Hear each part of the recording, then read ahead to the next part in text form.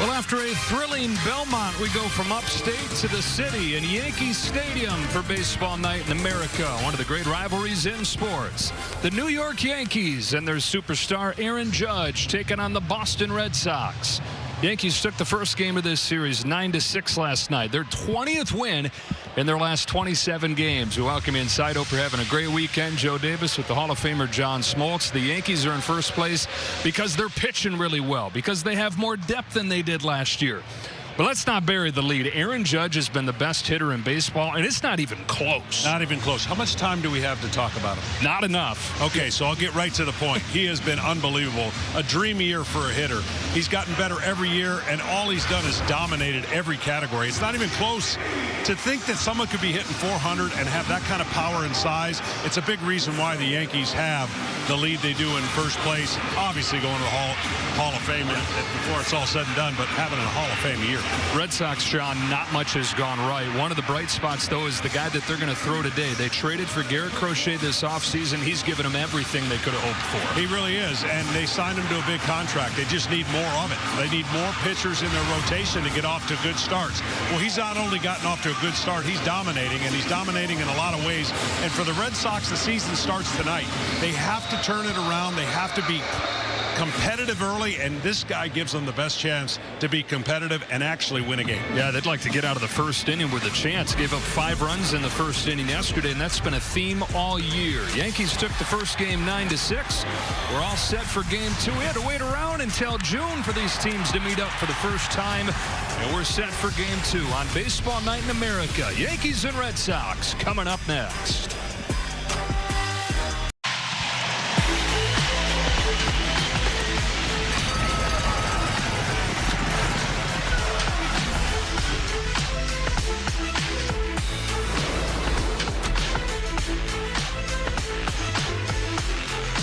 New York summer and a beautiful night here at Yankee Stadium. It was raining earlier today, but we're all set for baseball. Light blue skies above as Judge and the Yankees try to take the first 2 games from their longtime rival on a 71-degree night in the Bronx.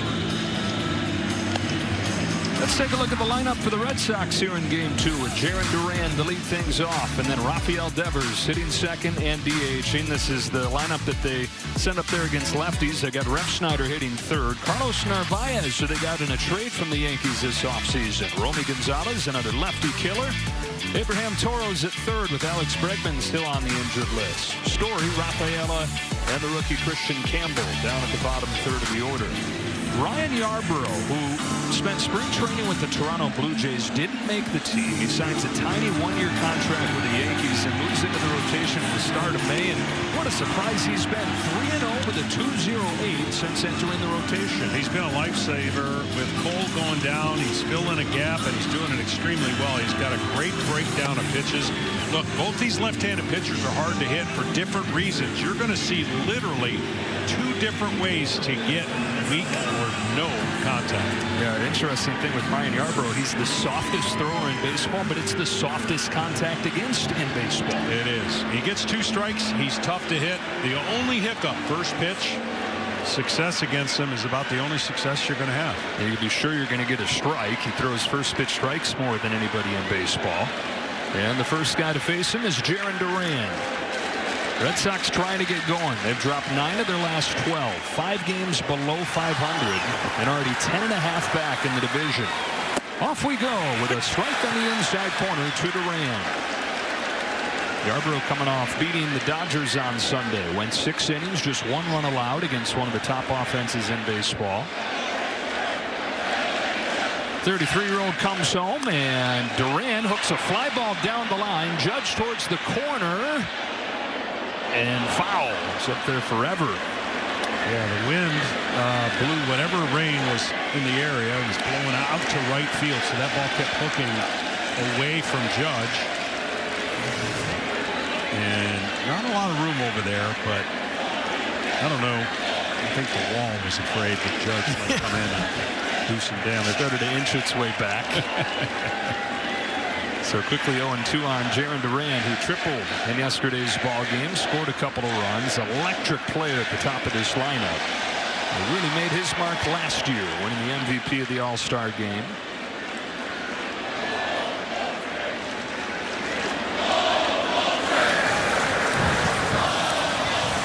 He's the first guy in more than 50 years to lead the league in doubles and in triples. Well, he's got so much talent, and mentally he's gone through a lot. He's talked about it. He's got many different ways to get on base. He's got power, he's got speed, and playing a new position at left field this year versus center last year. Takes strike 3. And here's the thing with Yarborough, John. This has always been a guy who's been about inducing soft contact, but the strikeouts have gone through the roof this year. Well, you see the arm angle. He throws way across his body, and he threw a floating breaking ball that looked like it was going to be outside, and it was. And then this one to the hitter feels like it's going to do the same thing, but only stays on plane and catches the corner. Well, the boos are for Rafael Devers, who didn't waste any time getting his latest home run swing against the Yankees. Home run in the first game of this series, and now leading the majors with 56 knocked in this year. And that's after a horrible start to the season where everybody was like, what is going on? He struck out 9 of the first 11 or something like that. And he goes into right center field. A base hit for Devers, and extra bases here in the first inning. Into second with a double.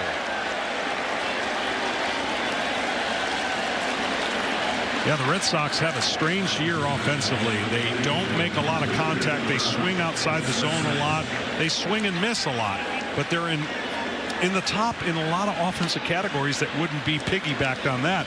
So they do a good job when they do put it in play. They hit it hard, and they score enough runs to make every game competitive. They just need to get out of the gate a lot earlier. Yeah, 6th in the majors in runs scored, as you see. And to your point, Pepper in the top of the leaderboards across the league offensively. First one to Rob Refsnyder. It is lifted to center field for Cody Bellinger. 2 gone in this first inning. But they've been boom or bust offensively. They've not been a good situational hitting team. The bigger issue has been the run prevention, whether that's the starting pitching or the defense, which has just been atrocious. And then when they found themselves in close games, 6 and 17 in one-run games, and they find themselves, like you said off at the top, season's got to start today. Yeah. I mean, 65 games in, but already 10 and a half back. And what's unfair is what's fair for every club. They have a lot of injuries, and their injuries have forced a lot of young players to play, and they're going to have to learn at a high curve right now. This is one of those guys, Carlos Narvaez, and he's not one that everybody was talking about coming into the year. He's been a revelation for him. We got him in an under-the-radar trade from the Yankees this offseason. Connor Wong got hurt early, and Narvaez getting a chance to play more, has owned that spot. Elite defense and hitting .284. Bounces this one to second for DJ LeMahieu. Yarborough pitches around the double. Crochet takes the ball for the Red Sox. What a season he's having with a sub-2 ERA. A strikeout machine tries to slow one of the best offenses in baseball.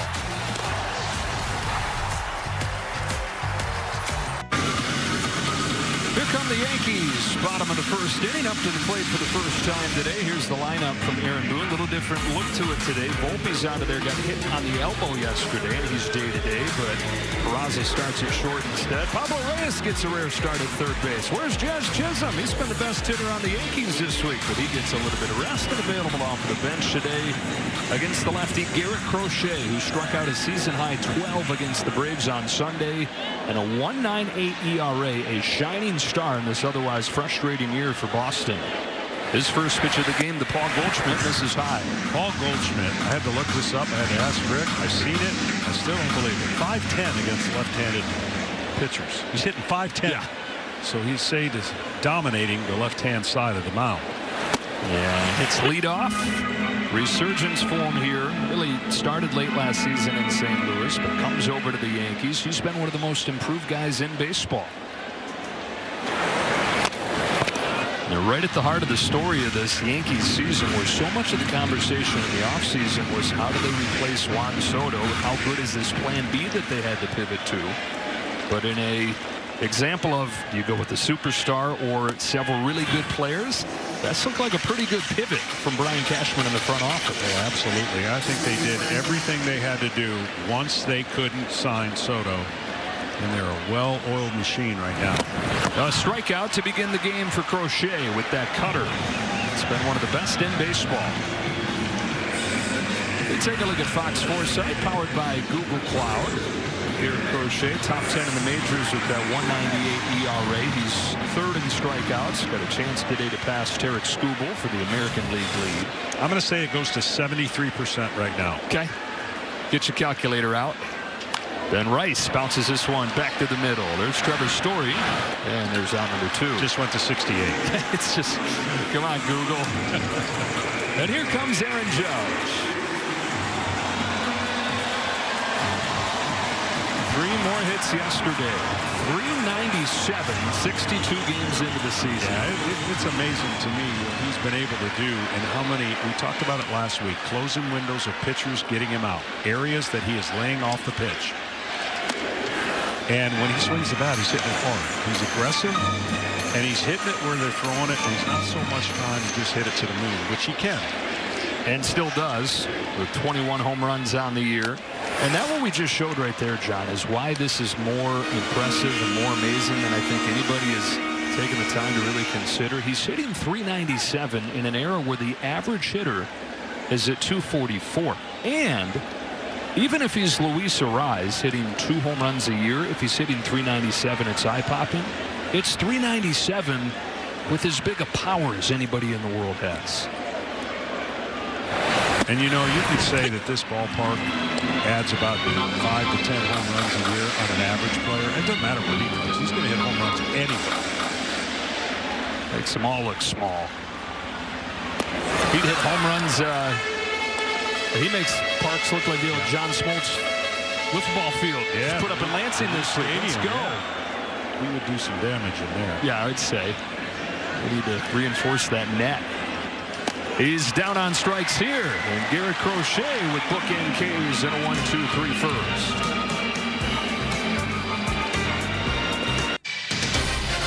Tonight's telecast is sponsored by Progressive Insurance. Step up to the plate for savings.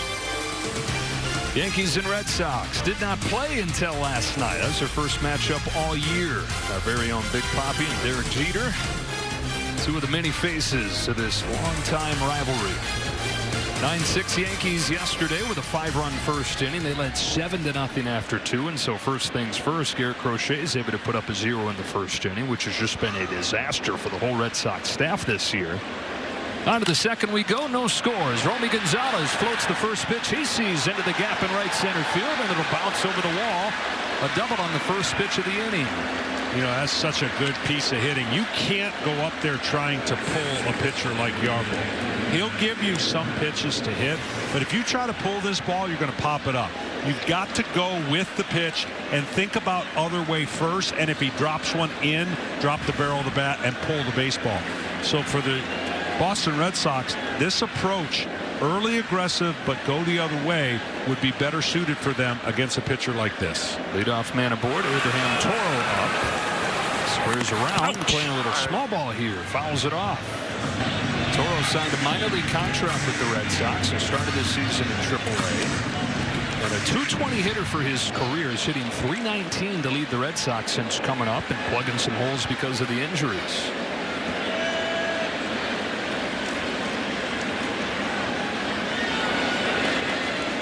Corners pinched in after he showed bunt that first pitch. This time swinging away, popping a fly ball to right field for Judge. One gone in this second inning, and we go down to the field. Say hello to Ken Rosenthal. Joe, you mentioned earlier Ryan Yarbrough was with the Blue Jays in spring training. He had an opt-out in his minor league contract, and when he told the Jays he wanted to exercise it, they said, okay, we'll put you on the roster, but you have to give us the right to terminate your contract within 45 days. Yarbrough said, I'm not doing that. I proved myself to you guys last season. I proved myself in spring training. The Yankees made essentially the same offer, same termination clause, but he had no problem proving himself to a new team. So here he is doing kind of what Luke Weaver did a couple of years ago for the Yankees, doing more for them than they ever envisioned when they acquired him. The Yankees, of course, saw him firsthand what he could do. First 5 years of his career with the Tampa Bay Rays. Trevor Story pops the first pitch towards the seats. Aaron Boone was telling us today, I'd sit over there and say, man, I would love to have this guy on our team. And now that he does, so these are some of his favorite days, getting to watch Yarbrough pitch. Well, here's the reality. We don't have the patience for pitchers that don't throw 98, because when they go bad, it looks worse. But they're going to be healthy. They're going to miss with the timing of the hitter. Grounded to short. Peraza. And you're going to get outs like that. I mean, I think our game could use more pitchers like this. Unfortunately, that's not what they're looking for. They want the flamethrowers. The flamethrowers, bad games are not going to be as bad, and when they're good, it looks even greater. And I think he's proven himself that he knows how to get to the angles, get to the corners, and what typically the reason we don't look for these pitchers, they have to come over the plate a little bit more. And when the feeling is, if they do, hitters are going to hit them. Cedar Rafaela. With runner at third and 2 gone, takes a little bit high. It's a bigger discussion. I hate to even bring it up with 2 outs here, but when I'm a kid and I want to be a big league pitcher, and I don't think there's any chance I get noticed if I pitch like that. That's exactly right. You're going to chase velocity, and it's flawed in the ultimate outcome, but it's not flawed in the reward to try to have an outcome. What I mean by that is your career is going to be cut short. No doubt, but you'll have a chance at a career if you're throwing harder than if you don't. Ryan Yarbrough in his 8th season. Home with a 2-0 to Rafaela. Upstairs with ball 3. Elite defense for Cedar Rafaela. That's why they signed him to a long-term contract last year, but he's added the bat lately. Homered in 3 consecutive games this week against the Angels. Didn't he have the shortest home run in the history of Fenway Park? Yeah, shortest walk-off just inside the pesky pole. Hey.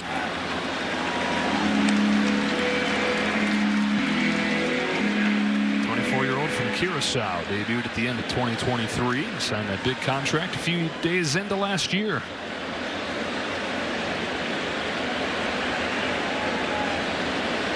On a 3-1 from Yarbrough. Rafaela takes ball 4. And so Yarbrough pitches him carefully with Christian Campbell coming up. Rafaela, one of the younger players, but nobody younger than Christian Campbell coming up here. 22 years of age, the rookie who took the league by storm in April and won Rookie of the Month.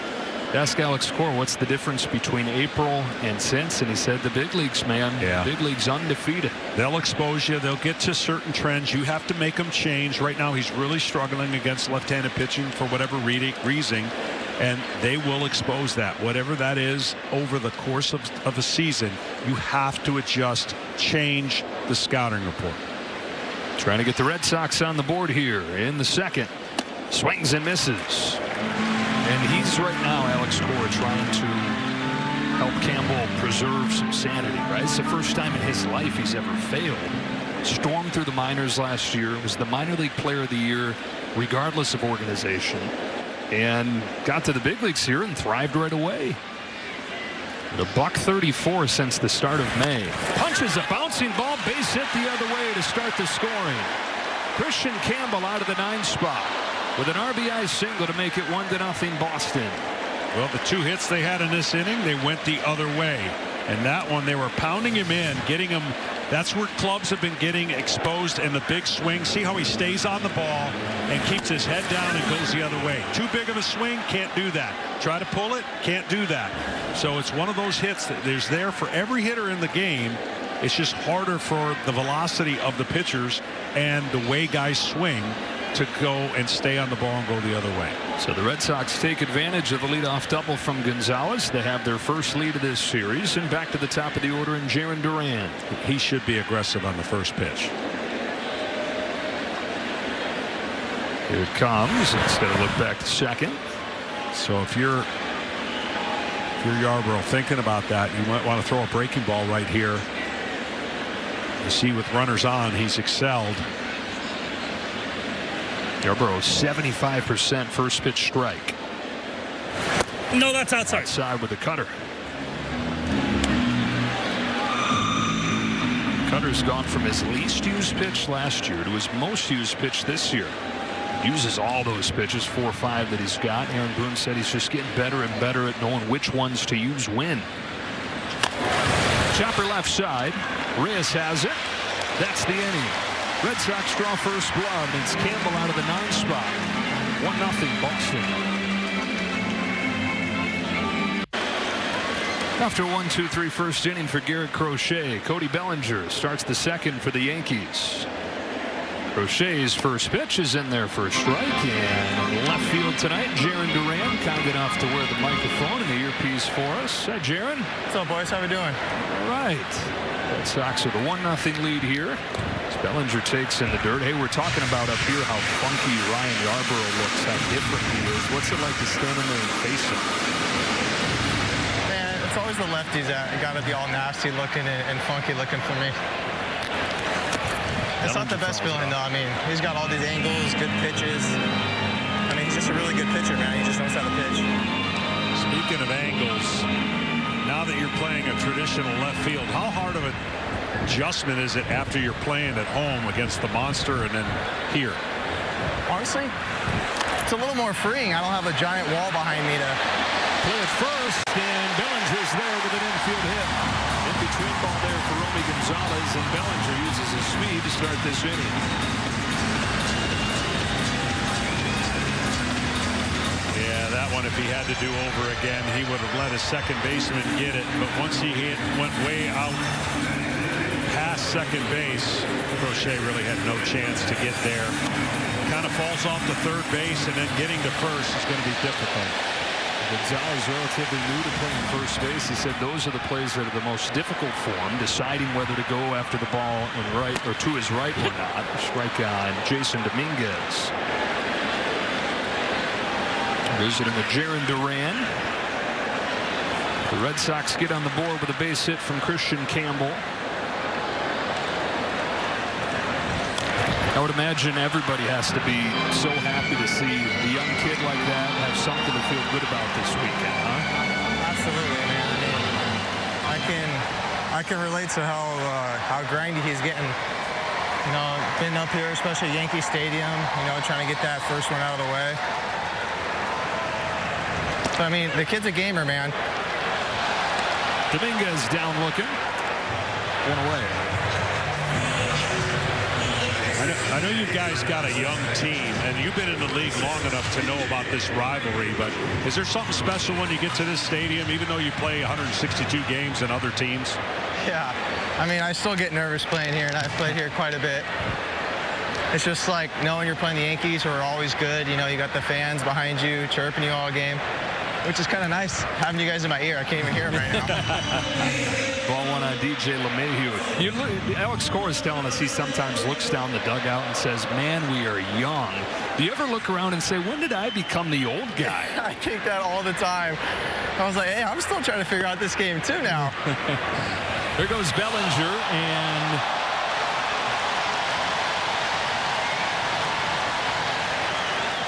he robbed him of a stolen base. Yeah. Smart play. By a ball. Okay, there's a balk on. I'm sitting there thinking, what is everybody yelling about? I didn't see the signal. That's a ball.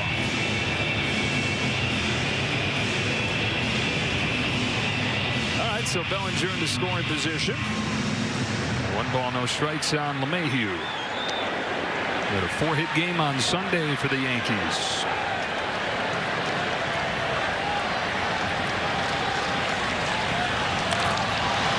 1 ball, 1 strike. I know they're shading him up the middle, but LeMahieu, when he was right, was one of the best inside-out right-handed hitters to go to right field like a left-handed pull hitter. And there's a big space right now between the first and second baseman. I'm sure Crochet will try to bury this ball down and in on him. Tried it. Jaron, I know you faced Crochet a few times through the years when he was in Chicago. It's got to be a heck of a lot more fun to be on his team than facing him, huh? Oh, it's so much nicer behind him. I just remember being in the box. I knew every single pitch was going to be a battle.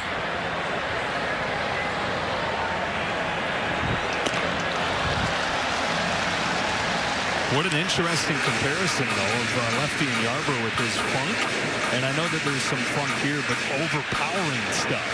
Yeah, I got the two opposites right now. You got Crochet throwing 97, 98, and Yarbrough just carving you up the soft stuff. There goes Bellinger. Throw down. Not in time. And he gets his stolen base after all. It's the one element now that the Yankees last year really didn't have. They have a little bit more speed in their lineup, and he timed it up perfectly 3-1 pitch.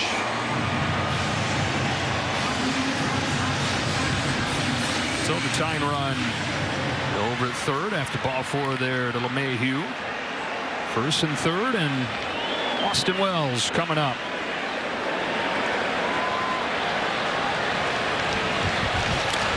Wells hits a fly ball to right field. Refsnyder goes back at the wall. It's gone.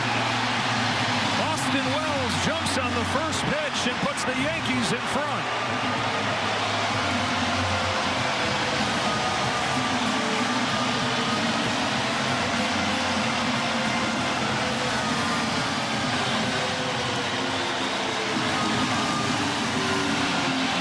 Talked about the aggressiveness of strikes early with fastballs, and Wells wasn't going to wait. Got one belt high, and obviously here you don't have to hit them super far. Austin Wells, a 3-run home run, and the Yankees in front 3-1 as Pablo Reyes takes inside for ball 1. Garrett Crochet had given up more than 2 runs only twice this year. On one swing, he gives up 3. You kind of think back to what Alex Cole was talking about in last night's game. Yeah, they talk about the home runs the Yankees hit, but the walks that come ahead of it to put the extra base runners on. And it was a walk to LeMahieu here that teed this one up to be a 3-run home run. The Yankees have answered back when they've given up a run about 35% of the time. That's a high percentage of answering back when a team has scored on them.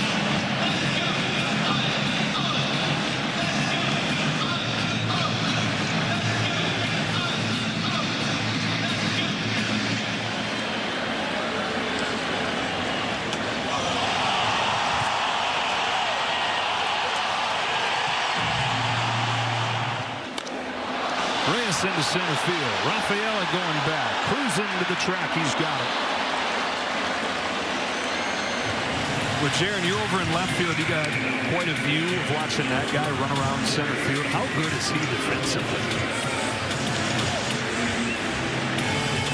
He goes after balls. But I mean, it's nice to be able to just go after balls and knowing if he's going to get it, he's going to call me off, so I don't have to freak out about too much. 2 out. The 9-hitter Peraza takes at the top of the zone for a strike.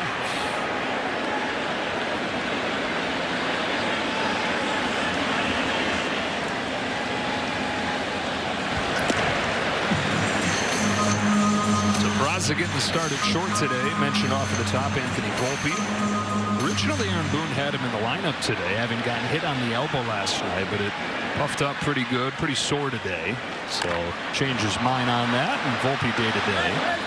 Well, we talked about last week. We were talking about homers in different ballparks and where they would be. Yeah, that would have been a home run in 3 parks. You want me to guess the other 2? You can. One is synonymous with the other. Yeah, I was wondering, you know, because if you get it right down the line, there's no doubt, but then it begins to drift away. So Fenway is one of the others. No, actually, Yankee Stadium and then their spring training stadium. Old Steinbrenner Field. And then Houston. Strike 3 called on Peraza. Jaron, we appreciate you spending some time with us. Thanks, boys. I appreciate you guys. It is 3-1 Yankees after the home run from Austin Wells off Garrett Crochet. Yankees trying to keep on rolling and clinch a series win on a Saturday night. 10th home run of the season from Austin Wells has the Yankees in front as we move along to the 3rd inning, and Rafael Devers leads off against Ryan Yarborough. No. They're upstairs, ball 1. Doubled his first time. You were talking about him overcoming the slow start that he had, and that's not even to talk about all the drama that has swirled around Rafael Devers this year, which has been part of the backdrop to this 30 and 35 season for the Red Sox. 1-1. Yeah, it's definitely, we're at the point of the season where you kind of are what you are, right? You know, you're looking for changes, especially if you're not going well. And where can those changes come from the Boston Red Sox? Well, they're going to come from the starting rotation. If they're going to get back on track, they've shown they can score runs. but they just haven't pitched well enough. And of course, defensively, maybe have some lapses that lose a lot of those one-run games, but they have to turn it around on the mound. Starting pitchers ranked 25th. The offense collectively has actually been pretty good. Top 10 in runs scored in the majors. Devers gets hit by this 1-2 pitch, and a gift for Boston to start this third inning. So he's on against the Yankees again, and we look at the Fisher Investments player profile. Last 2+ years against the Yankees for Devers, and you see the career numbers, but the last 2+ years he's hitting .379 with 10 home runs against New York. Yeah, that's unbelievable, and he's thrived here, and he's thrived pretty much everywhere now. He's become one of those elite offensive players. Well, for Mr. Yarbrough, that's a shot in the arm to be pitching with a 3-1 lead against a great pitcher like Crochet to get that 3-run homer. What you want to do now is come in and put up that 0 as fast as you can, because you know he's going to get tougher on your lineup as the game goes on. Refsnyder into center field. Here comes Bellinger. Can't get there, and it bounces by him. Backed up by Dominguez. Refsnyder to second, and just like that, the Red Sox have the tying run in scoring position.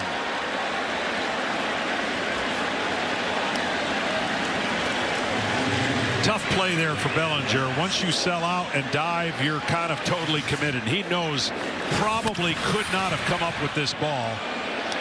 And by bouncing over his head, that allows now 2 runners in scoring position and no double play threat versus a single man on first and second. And it's Carlos Narvaez at the plate. Got out to second his first time. 26-year-old from Venezuela. Turns on this ball and hammers it down the line. Hooking. Foul. These are situations during the year when you're a starting pitcher. I used to sit back and keep track in my mind how many times a ground ball would score a run to get you 1 run closer and possibly move the runner up. And then how many times you pop it up or you don't get the job done, you put it on the next guy and he does it. These are the situations in the game for the Red Sox where they've got to score this run before there's an out. You know, even if you're trading an out against the Yankees, you've got to get this runner in right now. On an 0-1 pitch, Narvaez takes time. I mean, you talk about the defense costing him in the 1-run losses, but a lot of times in those 1-run games, you've got to dig into the stories to find where the game was actually lost. Sometimes it can be what seems like an otherwise nondescript at bat early in the game like this. And if they win even half of the games that they've lost in those 1-run situations, this is an entirely different season at this point. Yeah, I don't know the trends of why those seasons go with certain teams where one team wins a ton of 1-run games and another team loses a ton of them.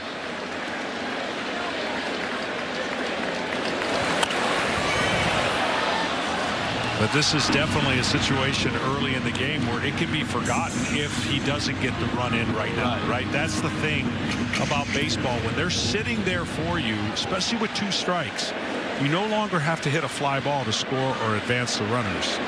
A ground ball to short, which is one of the easiest things for a right-handed hitter to do, would score a run. Another 1-2 from Yarbrough. Narvaez punches a bouncing ball to first. Goldschmidt comes home with it. Play at the plate, and Devers is out.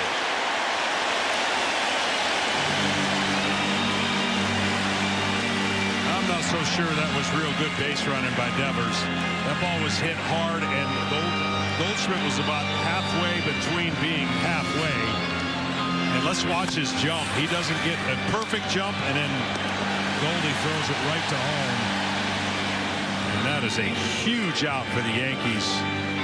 And again, talking about it, this is what the Red Sox have to reverse and change if they're going to change the narrative of their season.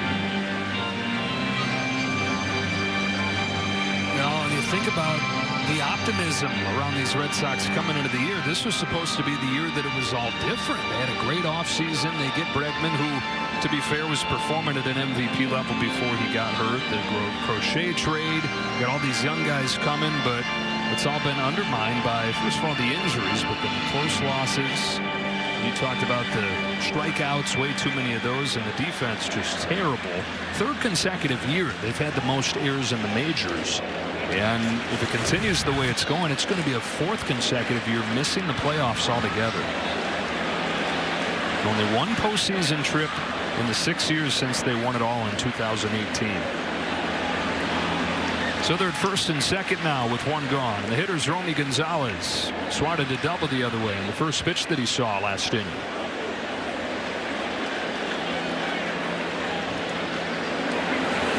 See, baseball's a reaction game, but it's a thinking game. You think before the action. If you're sitting at third base, you think to yourself, if the ball's hit here, I'm going. Everything else you have to read and react, and that ball was hit too hard to the first baseman. There was no reason for Devers to go because it's second and third, nobody out. And unfortunately, that bad read put now the Red Sox a double play from not scoring.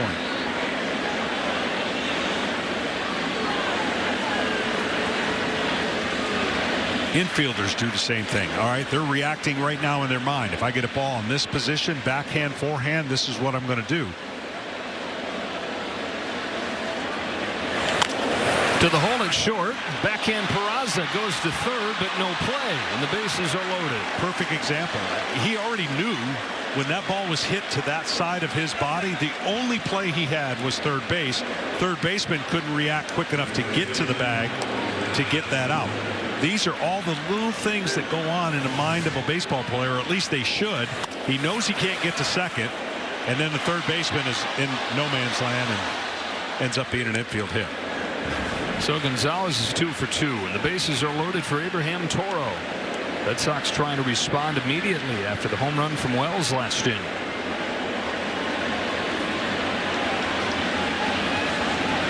Toro flied to right his first time. Put together a career year so far. His first year in Boston. The 5th team that he's been with the last 5 years. No, that's up. Takes high for ball one.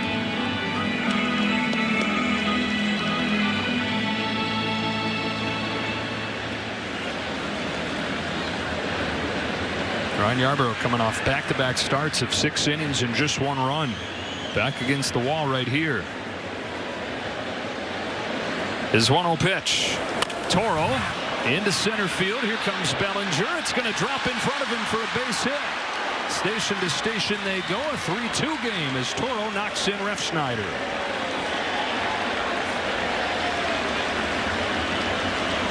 Well, soft contact, and soft contact got it done for the Red Sox in this inning. There haven't been bullets, but he gets a cutter in that he fights off, and Bellinger trying his best to close in, couldn't get it done. The Red Sox got that run back they desperately needed. This would have been a very empty inning had they not at least scored 1. Looking for more now. Bases loaded for Trevor Story. Grounded to short his first time. Red Sox shortstop finally healthy, but struggling mightily. 1-0. One of the things Ryan does real well is he throws his changeup, but it's not in the zone a lot. It's always away, and so if he can feed his fastball away and get the hitters to chase away, but it's rarely in the zone. That's what makes it so tough, because they think it's going to be in the zone and fades away. Here comes to the 1-0 pitch. Drops down, and it's hit by third and down the line. Trevor Story comes through. Red Sox take the lead right back, trying to unload the bases. Relay to the plate, not in time. A 3-run double for Trevor Story. And Boston goes from down 3-1 to back ahead 5-3, just like that.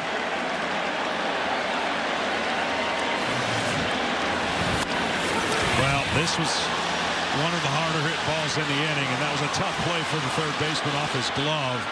But then once it got in the corner, it needed a little more urgency. Good base running to score all the way from first. 4 for the Red Sox here in the third. Trevor Story comes through with a sigh of relief out there at second. Rafaela bounces one up the middle. Peraza on the move, throws him out, 2 away. Trevor Story signed the big contract before 2022. He's in his 4th year in Boston now. He's yet to play 100 games in a season, one injury after another. Last year only played 26 games. He had the shoulder injury. While he's finally been healthy this year, he says, a combination of trying to find his swing. He's just missed so much time, and trying to find that balance between not putting too much pressure on himself to make up for all the lost time, but also knowing that there's guys coming and his spot is not guaranteed. Nope. Inside and a ball on Campbell. This is one of those young guys right here who's come up to play second base. Marcelo Meyer, who's come up. He's a shortstop by trade, but is playing mostly third.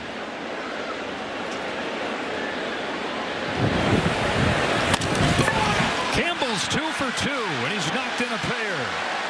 6-3 Boston with a 5 spot here in the 3rd. You never know what's going to get a player going. He stayed inside both of these hits and did a great job going to right field. Don't know if that was his approach the whole time up, but watch how perfect. He keeps his head down, barrel to the ball, even though it's off the end of the bat. That isn't a pull swing.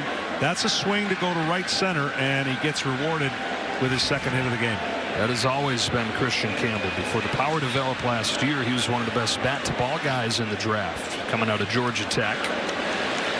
Added the power last year. That took him from decent prospect to big-time prospect. And going back to what got him here in the first place, to get a couple hits in this one. And the Red Sox doing it against Ryan Yarbrough.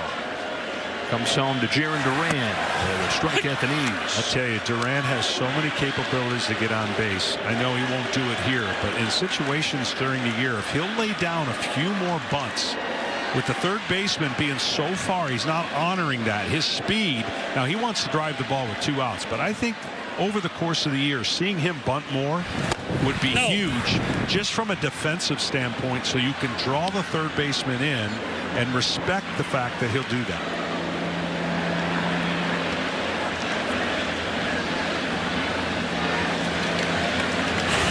Bullpen gets going. That's Ian Hamilton.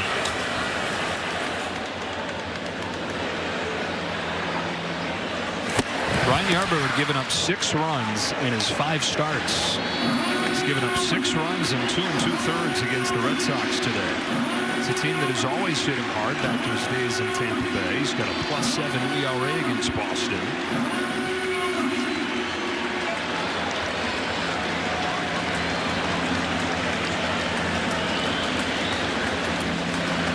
Red Sox have batted around against him here in the 3rd.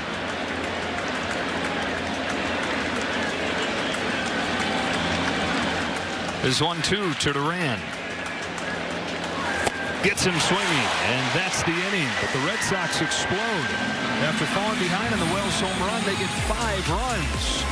Bunch of offense on Baseball Night in America, and still a long way to go in the Bronx.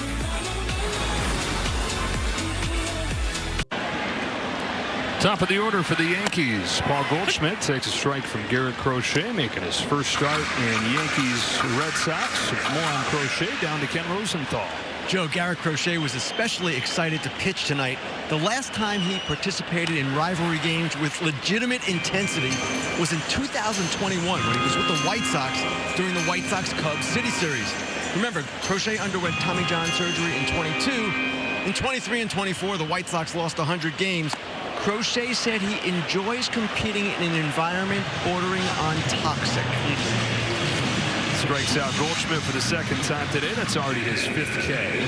Now, this is a guy who is brand new, really, to starting. It wasn't until last year that he was a starting pitcher, and everybody was calling the White Sox, knowing that they were the most obvious sellers maybe in baseball history, wanting to get Crochet. He misses inside to Ben Rice. They ultimately waited until the offseason to trade him. Red Sox sent 4 prospects to the White Sox to get him, and then soon after signed him to a long-term deal. 6 years, $170 million, and he's been worth every penny so far. Soft bouncer left side, cut off by Toro. 2 up and 2 down. Well, I would say it's awfully early to have Tommy John, but they're hoping that the rest of the 6 years will be healthy, and that's what he needs to be, is healthy. Struck out Aaron Judge the first time. Judge comes up here, but the base is empty and 2 gone in the 3rd. Pretty good job establishing the fastball against Judge. That's where he went the first time, pounded in, ended up getting him out the way. But Aaron Judge is seeing everything in kind of slow motion. When you're having this kind of year offensively, you just are patient, mechanically sound. And every once in a while, you're going to run into a stud on the mound. And see those numbers against left-handed pitching. I would throw a right-hander against the New York Yankees. Got the call right there. Strike 2.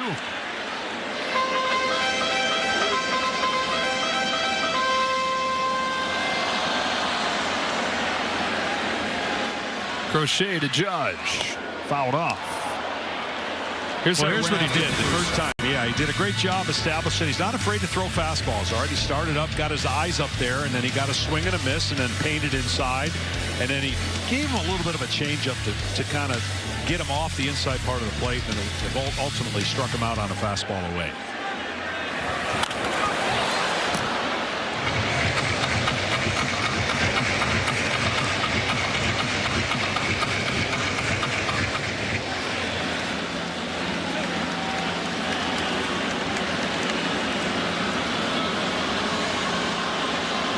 Yeah, you mentioned that contract. I mean, that's a big investment without a lot of history backing that up. But what they see is a pitcher when he's on his game and on his mechanics, so tough to hit. Backdoors a breaking ball to get Judge for the second time tonight. And there's that shutdown inning that Ryan Yarbrough couldn't get. 1-2-3 for Crochet after the 5-run top of the inning. Ryan Yarbrough's given up as many runs in this game as he did in his first 5 starts combined. Yeah, this is where last inning began with Rafael Devers. Goes after the first pitch, grounded to second. Slick play right there by DJ LeMahieu. 1 pitch, 1 out for Yarbrough.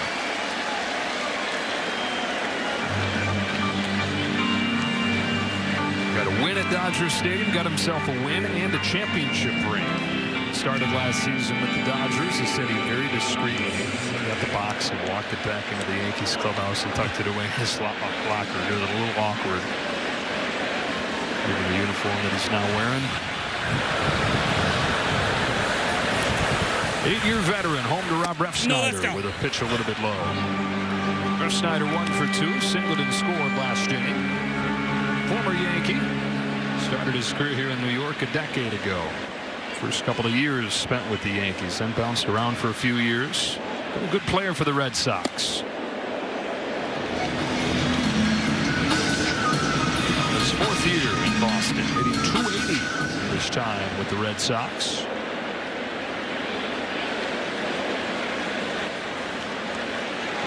His look at the funk of Ryan Yarbrough. A check swing and a strike, 1-2.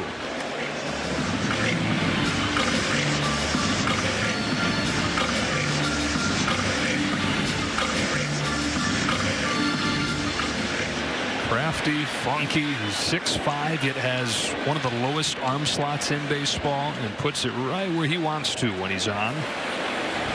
Here comes to the 1-2. Nope. A little bit high.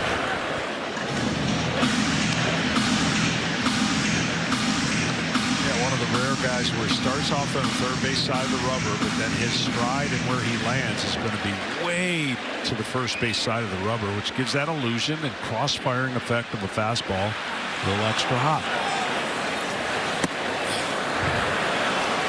It's the opposite of what we're talking about with Crochet, where you got to be geared up for that 97, and so the breaking stuff's tough. Well, here there's so many different things you got to think about. The indecision then makes those fastballs look fast. Here's his payoff.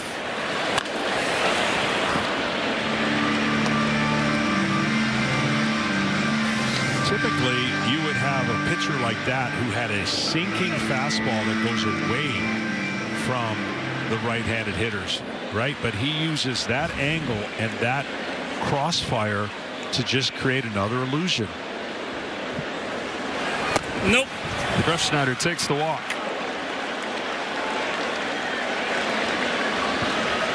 Well, suit up this season at MLBShop.com. Check out the largest selection of authentic jerseys, caps, hoodies, t-shirts, and more at MLBShop.com. Here's Narvaez.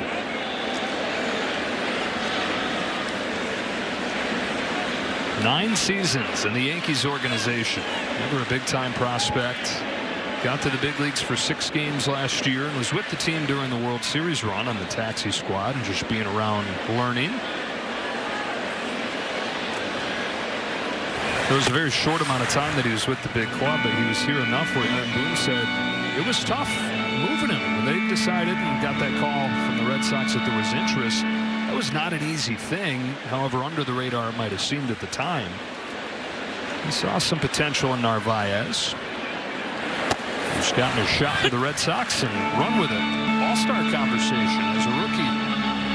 You got Christian Campbell and you got Marcelo Meyer. You got Roman Anthony, the top prospect in baseball. But the most successful rookie for him has been this guy here, off the grid.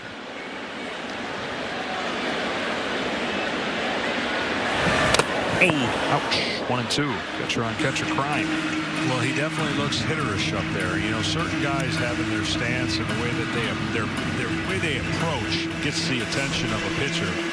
And certainly the average and the statistics are going to do that. But his approach has got a little bit of Bogarts in there. Just a little bit of the way former Red Sox used to go up there, in my opinion, one of the best hitters in the game for the Red Sox, now with the Padres. He's not been able to replicate that, what he was with the Red Sox since going to San Diego, though. Some injuries there.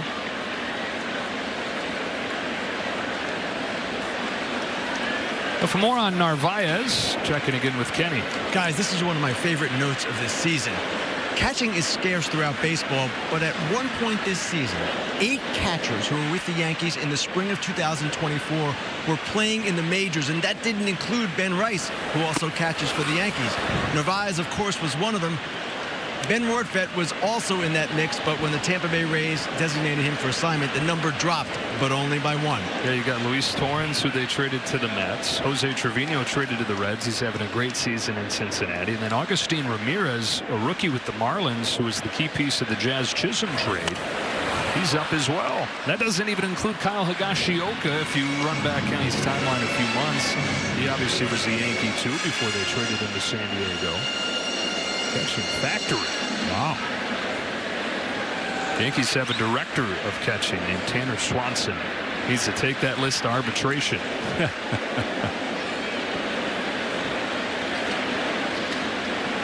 that or open an academy. Yeah.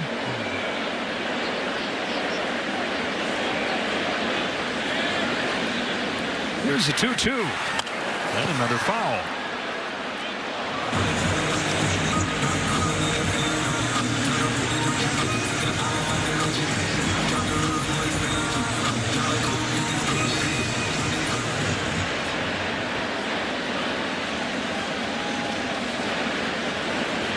Ref Snyder at first after the walk. Second one issued by Yarborough. Having a battle against Narvaez. Another 2-2 when he gets this one by him. Third K, 2 gone in the 4th.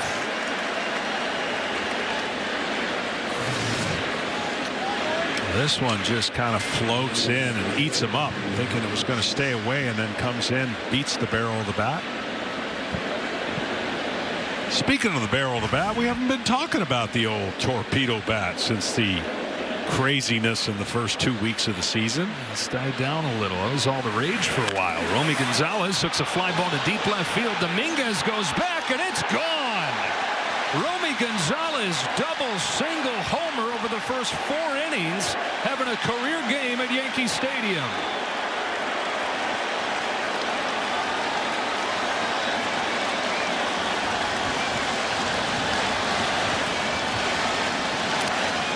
How about this guy? There was a .220 hitter for the Chicago White Sox, cast aside, picked up by Boston, and proven to be an important piece in his season plus. Yes, right. Got the barrel of the bat out in front of that breaking ball.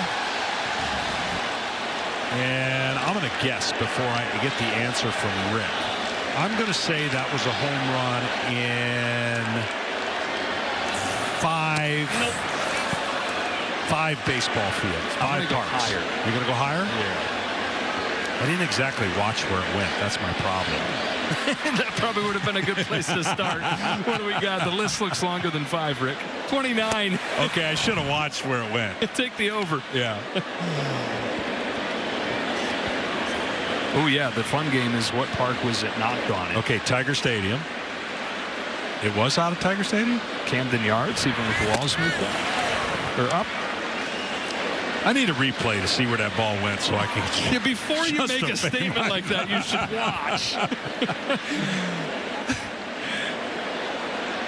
1-2 to Toro. Chopper. Next inning. Reyes. No, we're going to actually see it going to break. All right. Stoikov's got. Let's talk about it during the break, Joe. Look at this wall scraper here. Let's see. Oh, he got it. He got it pretty good. No, he got it. Yeah. Why you should always watch it to the end. Hey, first rule of television, see it before you talk about it.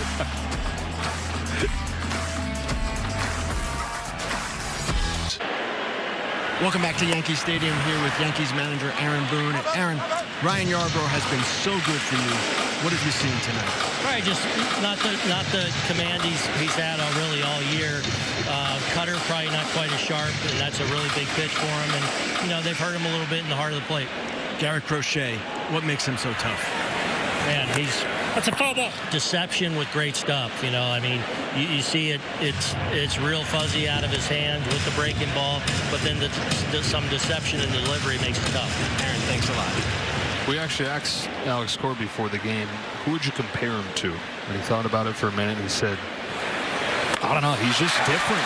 It's hard to find a comparison. The combination of the physicality and the stuff, and like Aaron Boone said, the deception.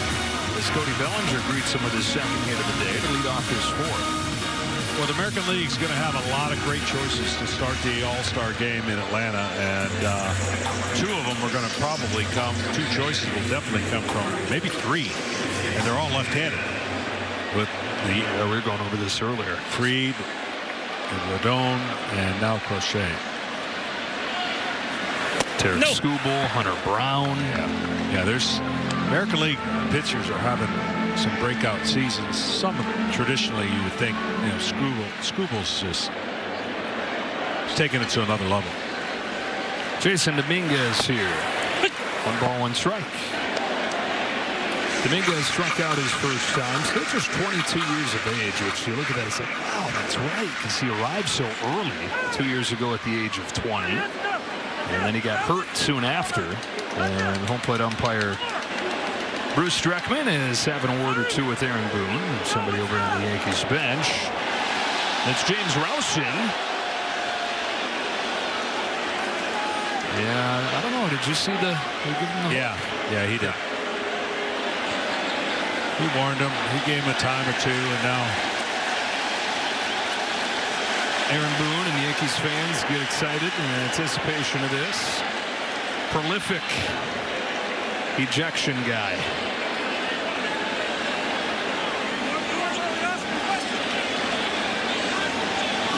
Then the Yankees are saying Garrett Crochet is nasty enough without having to deal with. he's a lefty. He threw him out lefty. Yeah, he did.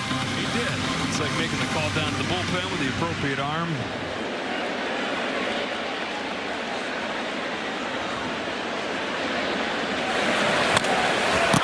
Now, this is the natural side of the plate for Jason Dominguez, switch hitter.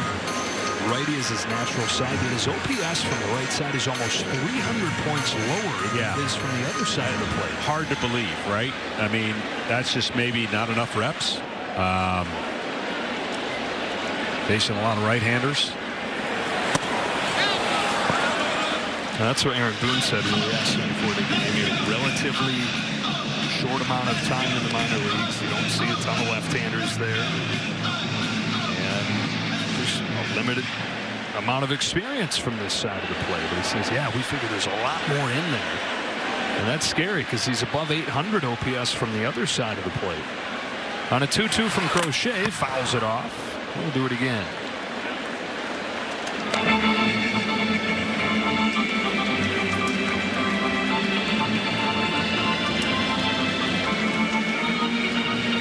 Crochet 6 Ks today. He's taken over the American League lead from Tarek Skubal. It is 2-2. He's a breaker fouled back.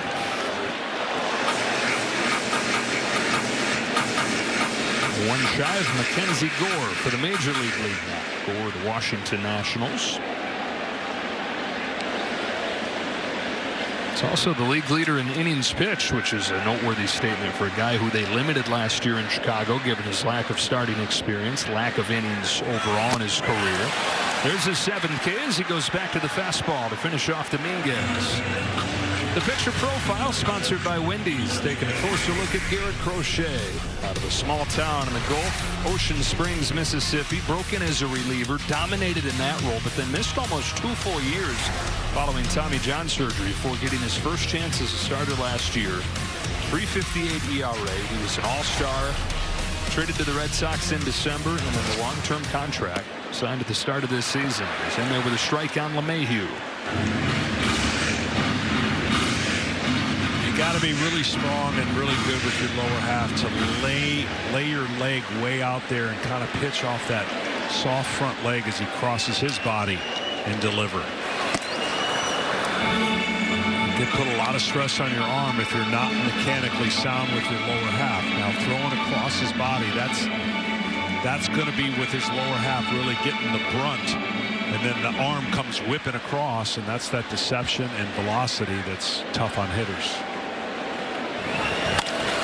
To second, and a wrong first step there from Campbell, and it's right by him. Yankees at the corners. That's that ability to go to right field that I talked about with LeMahieu, one of the best of all time as a right-hander in Colorado, and then he came over here and had 2 really good years with the New York Yankees, and then injuries started piling up. Watch how good he is at staying inside and going the other way. And you mentioned it, kind of a bad read throw. Just couldn't pick up the ball. He did pick up the ball and get to the spot where the ball was going away from him. Well, Campbell, with his struggles at the plate, has also really struggled defensively. And the Yankees have him at first and third for Wells, who hit a 3-run home run his first time. 10th of the season for him. Yankees love the way he's commanding the pitching staff and sparring. There's going to be a couple people that go, Joe. Yeah, I'm going to say Google has this at 68% to have another ejection. That there's going to be another ejection.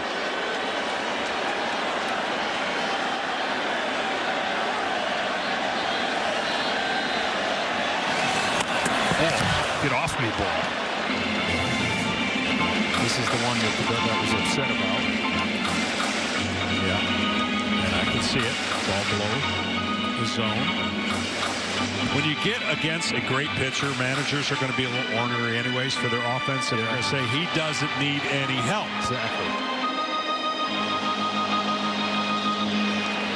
We do.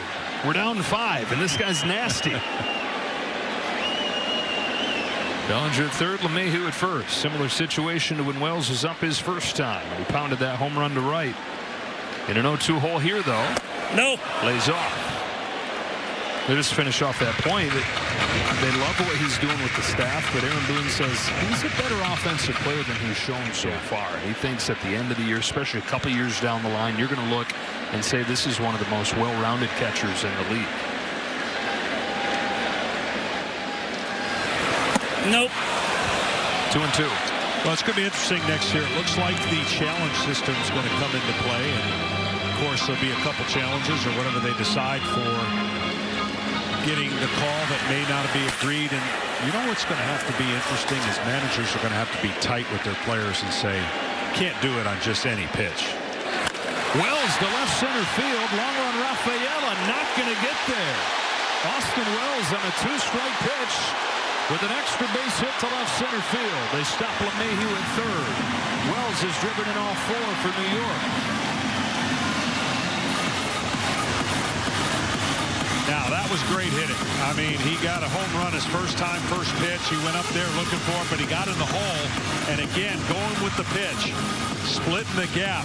Maybe didn't like a couple pitches, fouled off a tough one. But that was one of the better at-bats of the season. If you ever go into a funk, That would be one I'd watch if I were him. And showing signs of coming to life. 2 hits yesterday, 2 hits against Crochet today. And the Yankees not rolling over. Second and third, Pablo Reyes getting ready to hit. First swing that he gets, he cherry picks a fastball off over the middle, or maybe even a cutter. Yeah, he gets a cutter up. And then this one is away, and he stays with it. This weekend has not been kind to pitchers. 27 runs between the teams combined in a game and a half.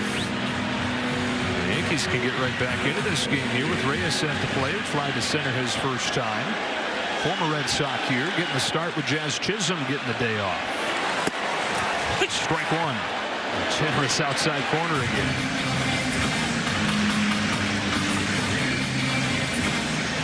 Reyes only his 6th start of the year.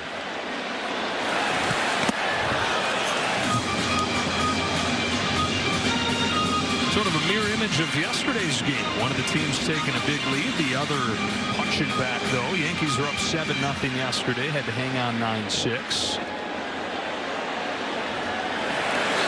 No.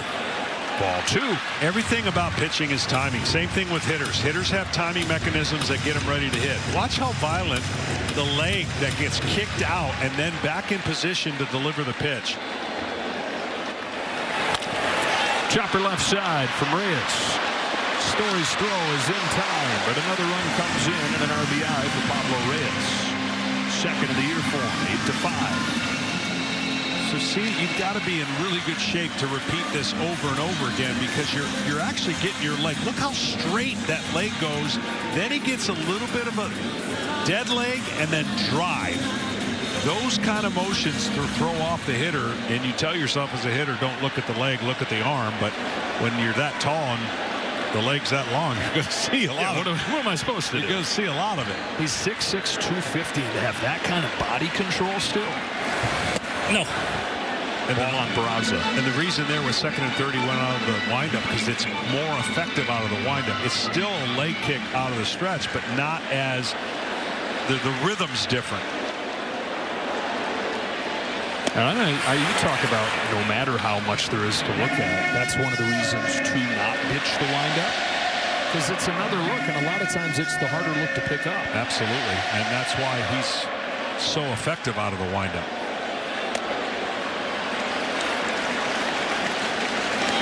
Ball's behind Peraza, 2-1. Top of the order, Paul Goldschmidt next. Yankees with 2 here in the 4th. Wells at second, 2 out. 2-1 pitch. Base hit to left field for Peraza. Duran's up with it. Wells stops at third. And the Yankees get the tying run to the plate in this slugfest. I'm going to show you why he got that hit here in a second. He was so far off of second base, looked like he was going to steal, that the third baseman went back to the bag. And by going back to the bag and take him out of position, look right there. Now the third baseman's already gone out of our picture, and he's got to dive back to get that ball. Had he not been trying to get to third base thinking there was a stolen base, easy play, and that's the difference. Right now, and the rally still goes. He thinks I got to get to third, and then the ball's hit, base hit. It's like a modified version of a hit and run and hit. Strike on Goldschmidt, who has struck out both times in this game. The only downside for the runner is he started to go back a little bit to second. Cost him the ability to score. It's kind of washed itself out. It would have been an out. Yeah. Instead, it's a hit. Toro is in position this time, and that's the inning. Yankees, though, get 2 back, 8-5 to the 5th.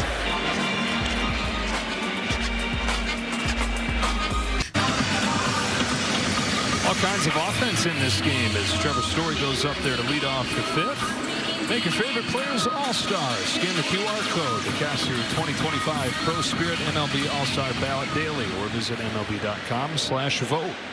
Get a pretty good feeling that guy's going to be there. Aaron Judge. Story stands in to lead off this inning. Bottom third of the order for the Red Sox. They're into the Yankees bullpen. This is Yeri De Los Santos, who's in there with the first pitch. The Yankees bullpen has been really good again. Numbers skewed a little bit because of the rough start from Devin Williams, but he too has smoothed it out lately.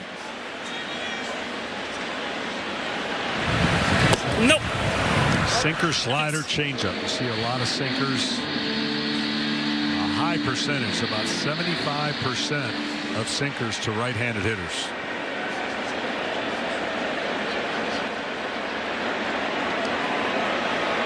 Story pokes on foul. Had a bases clearing double his last time.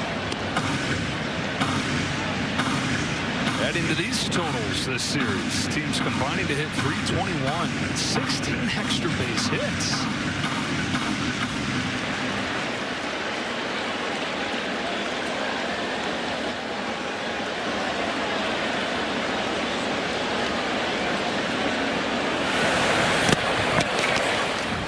Two and two.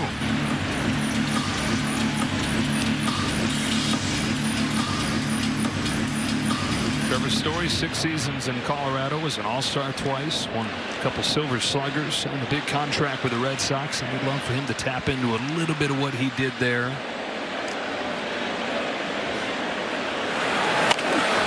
Floats his ball to right center field. Back goes LeMahieu. He's there with an over-the-shoulder catch for the first out of the fifth. Let's go to L.A. and check in with Chris Myers. Hey, Joe, a meeting of Central Division leaders. Tigers Cubs, Seiya Suzuki with a 2-homer game. He's got 16. Pete Crow Armstrong hit his 17th. They're second and third in the NL and RBI. Cubs get their 40th win. Back to John Smoltz and Joe Davis.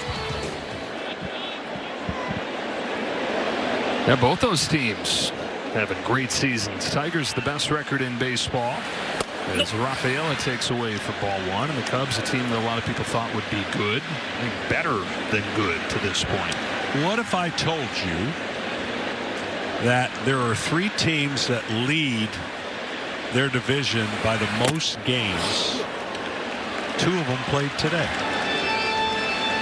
Cubs and Tigers. Tigers have been in first place 57 games, with the Yankees and the Cubs at 53 each going into today. Chris is telling us about PCA, who we knew was an exciting, fast, good defender, but he's added the offense to the equation this year, and that's one of the most valuable guys in the league. Yeah, I didn't see the offense coming as far as the homers. Like, I knew he was fast and get a lot of triples and doubles, but he's added that homer component, and the Cubs are look for them to be very active, I think, in the second half. Took a foul ball off the mask. We're good to look at. It's been a streaky season for a lot of teams that came out of nowhere, and all of a sudden the Cardinals got back in the mix. You've got the Astros got hot. You got Minnesota winning a tough. There's a bunch of strange, and then of course you got teams going the other way, like the Atlanta Braves, which has been a historic bad last 2 weeks. Yeah, how about the last few days? Wow, that'll drive you out of baseball.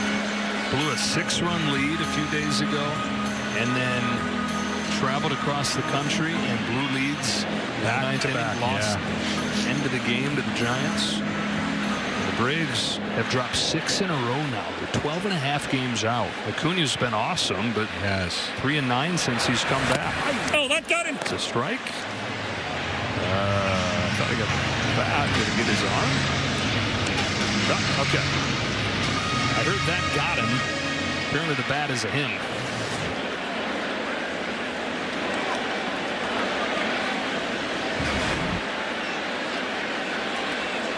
We're talking about the Cubs, and you mentioned the Cardinals. It's the Cardinals with the best record in baseball the last month. It's been unbelievable. I mean, they've gotten some great pitching.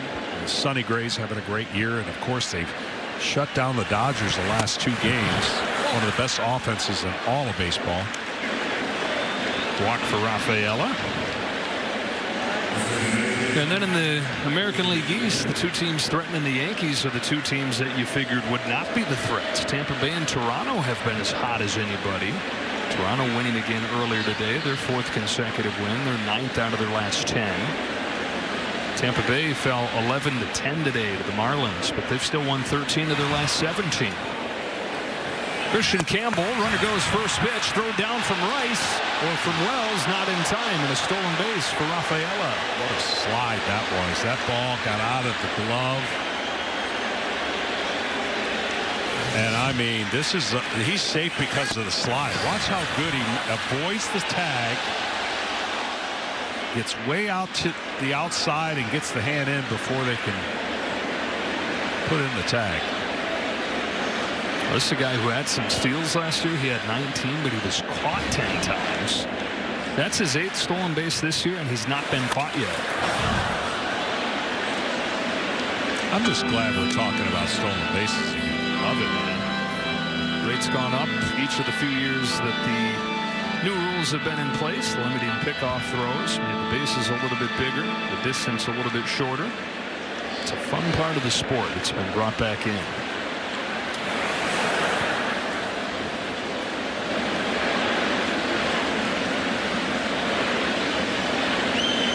One ball, one strike on Christian Campbell, who's got 2 hits and 2 runs batted in today, going the other way a couple times against Ryan Yarbrough. Oh, man, that was a square hit. And the mask of Wells.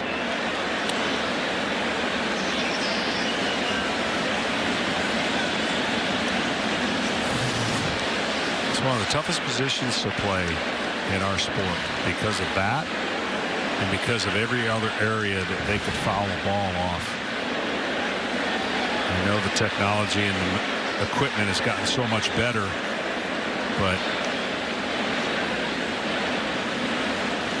not easy.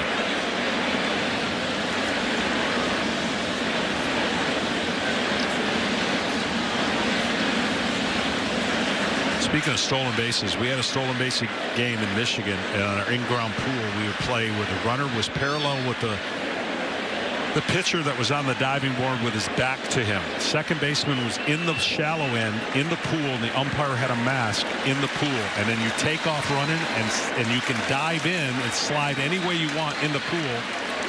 Umpire would go down, and we'd wait for him to come back up out of the water to see safe or out. We did that for hours. Wow. Goggles or no goggles? Goggles for the umpire. Okay, good. You could see clearly. Yeah. And then if you had a bad jump, you just try to take out the second baseman in the air. Back then you could. Different time. So Wells stays in. Campbell swats it foul. Tough half inning for the masked men. And see, that's the difference. The style of equipment that the umpires have exposes them to one side of the plate, whereas in the old days they had that big chest protector and they sit right behind the catcher. Campbell takes strike 3. 2 out. And these days they're taught to set up between the catcher and the hitter. Back to the top of the order here, and Jarren Duran, who is hitless and 3 times up. Red Sox with 8 runs, even though their spark plug at the top of the lineup hasn't contributed yet. A lot of talk about Jarren Duran being a trade piece. And who would have thought we would be at this point already in early June talking about the Red Sox being sellers? But in a market where there aren't great clear sellers, and usually it takes a little longer before that becomes clear, but Red Sox could get a haul if they decided to go that route. It's just nobody wants to hear that given the last few years and given the hype coming into this season. If they do, though, it'll be everybody calling for this guy.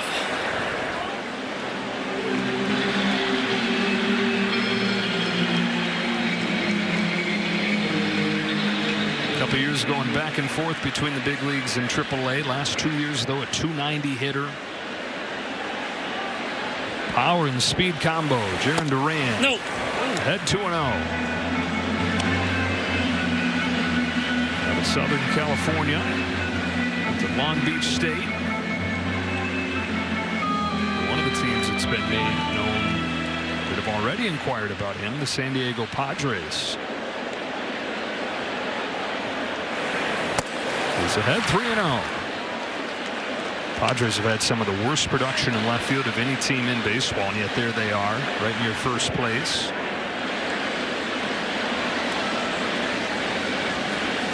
They have a chance to move into a tie with the Dodgers. They lead the Brewers 1-0 right now in the 6th. I never thought we'd be talking about the same vein about possible trades. If the year keeps going like it's going for the Texas Rangers and they don't find any offense, that is one of the biggest puzzling. That pitching staff's really good. They struggle to score runs. They're 6.5 games out of first. Still okay. Walk for Duran.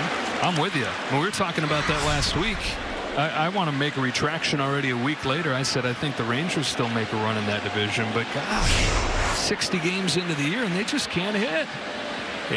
Very puzzling to the point where that would not have been the narrative that you would have thought you were talking about for the Texas Rangers 2 years removed from their championship.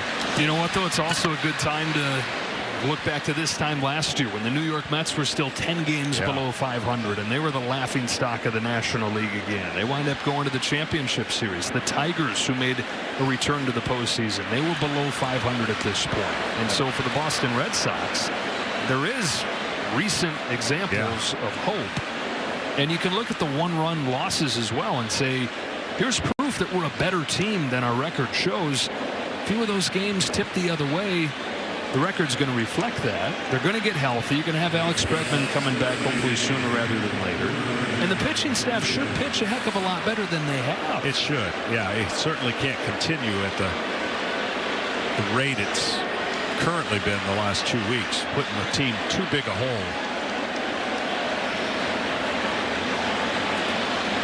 Devers doubled in the first inning. A couple of ducks on the pond here with 2 away. First one from De Los Santos, and he comes out ripping at it.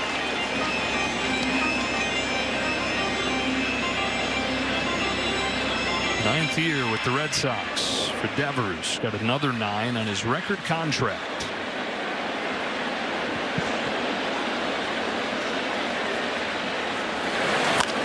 Grounds this spot a second, and DJ LeMahieu.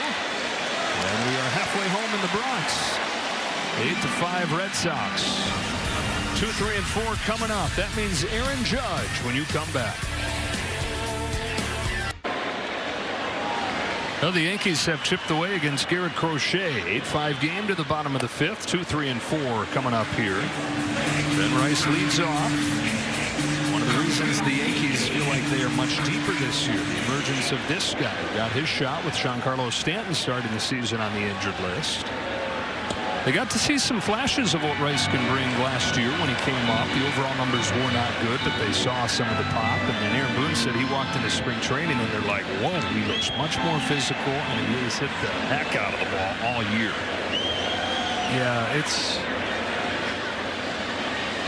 it's interesting when young players, especially powerful young players, come to this park.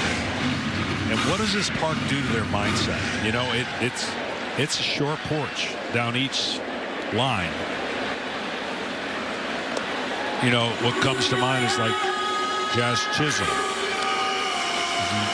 You heard the statement lately about trying to play at 70% because it's so easy to try to get into pull mode and try to hit 50 home runs. You know, and you still got to be able to line the gaps. Cody Bellinger was talking about. He got off to a really rough start, and that's one of the things that he had to battle with. You know, besides, okay, I'm the guy sort of replacing Juan Soto. You then have that wall calling to you like a siren out there in right field. Little tapper. Crochet says that he's got it. Gonzalez changes directions and gets back to the bag, and it's an adventure over there with Romy Gonzalez. And they do get the first out. And it brings up Aaron Judge, who Crochet has attacked with fastballs. He has. He's done a nice job showing him enough strikes, but then getting him out the first time away and then getting him out in the zone on a breaking pitch. So, look, when you're facing the hottest hitter in the game, you got to be on your game. And even though he's given up 5 runs tonight, he has pitched Aaron Judge perfectly. That was StatCast 3D powered by Google Cloud. Players coming together here. I think they're checking to see if he fouled it off his. Did he see if he fouled it off his body? New York is challenging that there was catcher's interference. Catcher's interference. Okay. The ball came off the bat weird. It just, something seemed weird when the ball was hit. I don't know if it'll be easily detected, but the catcher right there knows exactly what happened, so he's either going to tell his pitcher, and it looks like it could have been, he's going to tell his pitcher what's going on. It came off really weird. It didn't look like the ball and the bat were connected.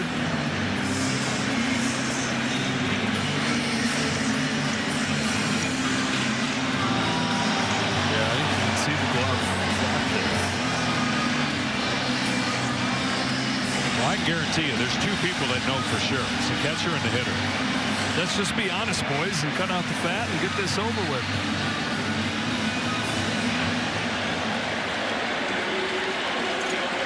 Catcher's interference. The batter will be placed at first base, and New York will retain their challenge. All right, so Rice is aboard to start this inning ahead of Judge. I knew when he went to the mound and started talking to his pitcher, he's already setting the, getting his pitcher ready for saying, hey, there's going to be a man on first, and we're going to have to face Judge here. All right, let's see how he attacks him this time. It is a fastball. There's only 2 hitters in the American League that see fewer fastballs than Judge overall, which shines even a little more light on how unique this attack is from Crochet.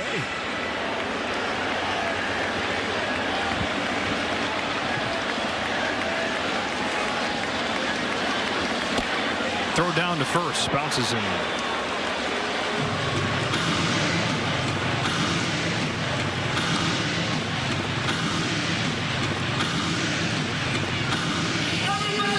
Judge at 393.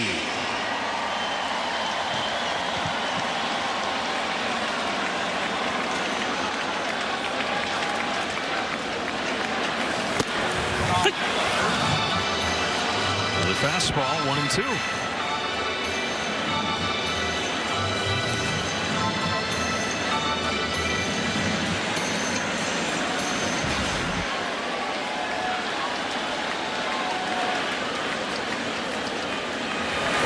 Crochet strikes out Judge for the 3rd time tonight. Earning his Red Sox stripes by doing that alone. Well, it's been a clinic so far. He's basically saying, here it is. Try to hit it. First pitch right down the middle, just misses it, hits it up. Then he gets a call on the outside part of the plate to lead to that 2-strike pitch up, swing and a miss. Strike on Bellinger. The 5th 3-strikeout game of the year for Aaron Judge. First one since mid-May. Bellinger's 2 for 2, has scored a pair of runs. Bouncing ball to first. Gonzalez steps in the bag. Tag play at second. In time, a double play. So Garrett Crochet able to face the minimum after the catcher's interference. And after 5 at Yankee Stadium, Sox by 3.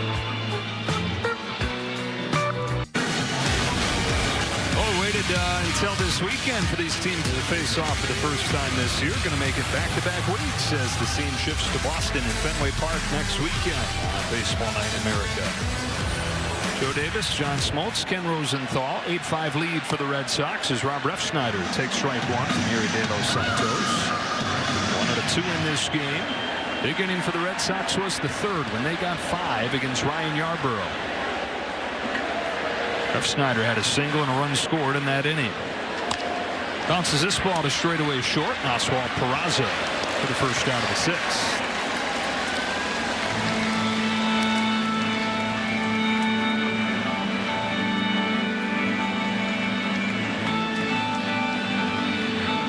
Carlos Narvaez.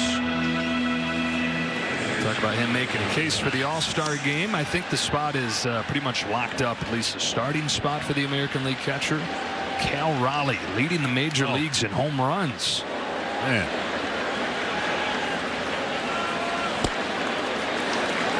You don't see guys sign that big contract and right away just kind of hit it right away. That's just a great start to a season. Seattle, of course. Man, if they could score runs, think of what they could be. Their pitching staff, a little banged up, had some injuries.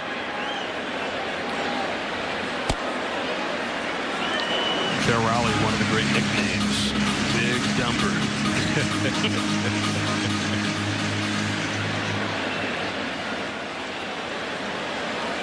mean, all catchers. All that squatting they do. It's 1-2 on Narvaez.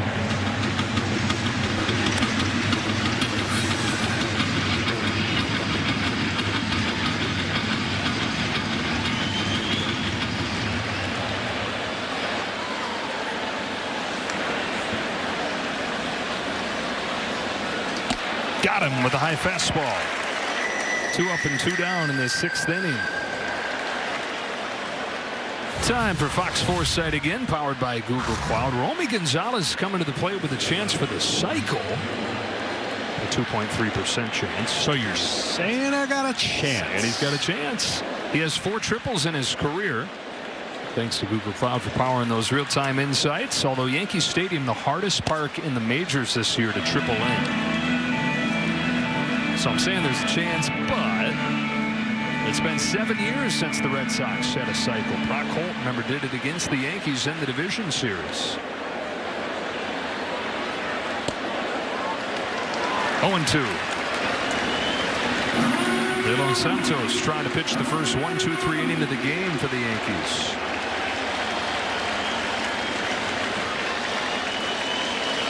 Here's his 0-2.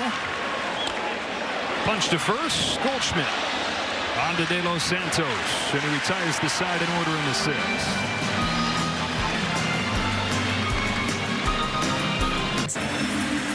Stream every out-of-market big league game plus MLB Network 24/7. Now available at a new low price, $119.99. Blackout and other restrictions apply. Visit MLB.tv for details. Garrett Crochet misses with his first pitch to Jason Dominguez in an 8-5 game here in the 6th. Crochet now the American League leader in innings pitched, and a guy they've had to have go deep every time he's taken it, given the way the bullpen has been taxed lately. Crochet taking a lot of pride in being that workhorse. Dominguez to right center field.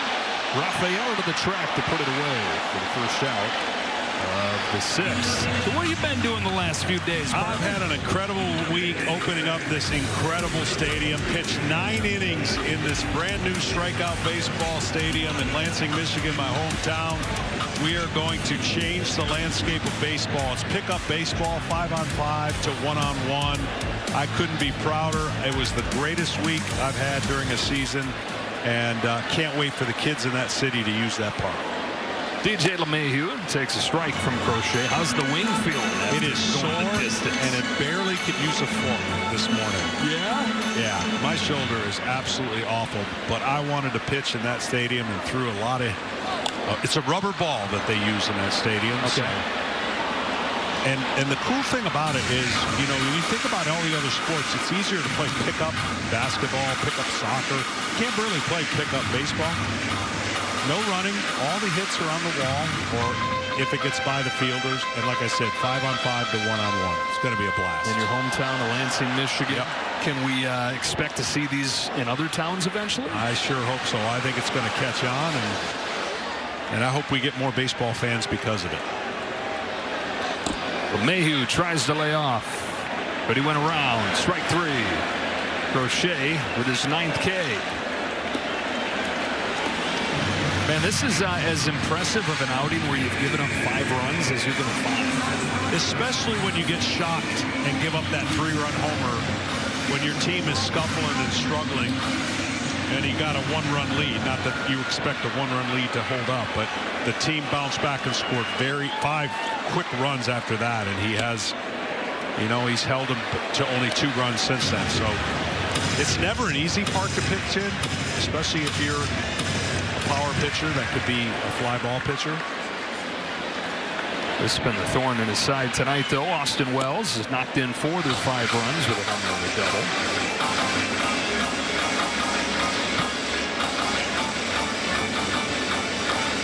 Ks the last 3 starts for Garrett Crochet. He's taken over the major league lead. He passed Scuba tonight, passed Mackenzie Gore.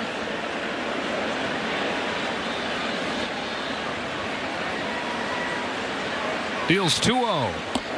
Strike 1. And you see the size, the physicality. Alex Cora saying you think this guy's going to just bully you, and there is some of that, but he's also cerebral. perfectionist when it comes to his craft and his preparation, the way he studies pitchers, and even as good as he's been early, you ask him and he says, I feel like I've been a little bit off for a lot of the years. Still trying to find those margins where I can get better. And this is a guy with a 1.98 ERA talking. Well, the one area of the plate that he's dominated the last game against the Atlanta Braves, he gave up 1 run in the first inning, nothing more, was inside the right-handers. That's been probably the area he hasn't been as good, where he totally will shut a team down. Wells flies it to right. Ref Snyder to finish off a 1-2-3-6. 9 Ks for Garrett Crochet. 8 runs of support, done with 6. Well, Garrett Crochet gives up 5 runs for the first time in a Red Sox uniform, but he's in position to win this game with another high strikeout performance. 32 of them his last 3 games. 6, 7, and 8 coming up here. It's Abraham Toro to lead off against Thierry De Los Santos, who's delivered a couple scoreless relief innings to keep the Yankees in this game. Top of the zone for a strike on Toro. And he's been pouring in that sinker. 24 of the 31 coming before that pitch, so now 25 of 32 with that sinker. Not to stir it up for Red Sox fans who are clamoring for Roman Anthony to be in the big leagues yesterday. He hit a 497-foot grand slam tonight for Worcester. 497? 497.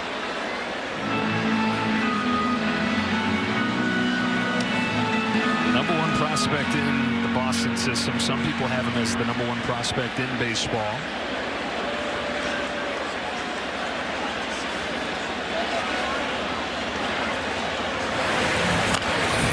Dribble back to De Los Santos. Toro the first out of the inning. It's complicated though in trying to find a spot. It is, but that conversation is continuing as well it should. That home run tonight, the grand slam, went 116 miles per hour as well as 497 feet. Joe, you mentioned earlier the possibility of trading Jarren Duran. The only reason that is a discussion is because they have Anthony coming. Now, Duran has 3+ years remaining of service. He's not a guy you'd want to trade otherwise. But the question, as you said, is how do you find a spot for Roman Anthony? One way would be to move Ceddanne Rafaela back to the infield. He can play shortstop or second base. Trevor Story, though, 2 years at $25 million each after this season with a $5 million buyout. That's a lot of money left. You're not going to give up on him. Christian Campbell at second. He has been struggling tonight, the 2 hits, but he's got a $60 million extension.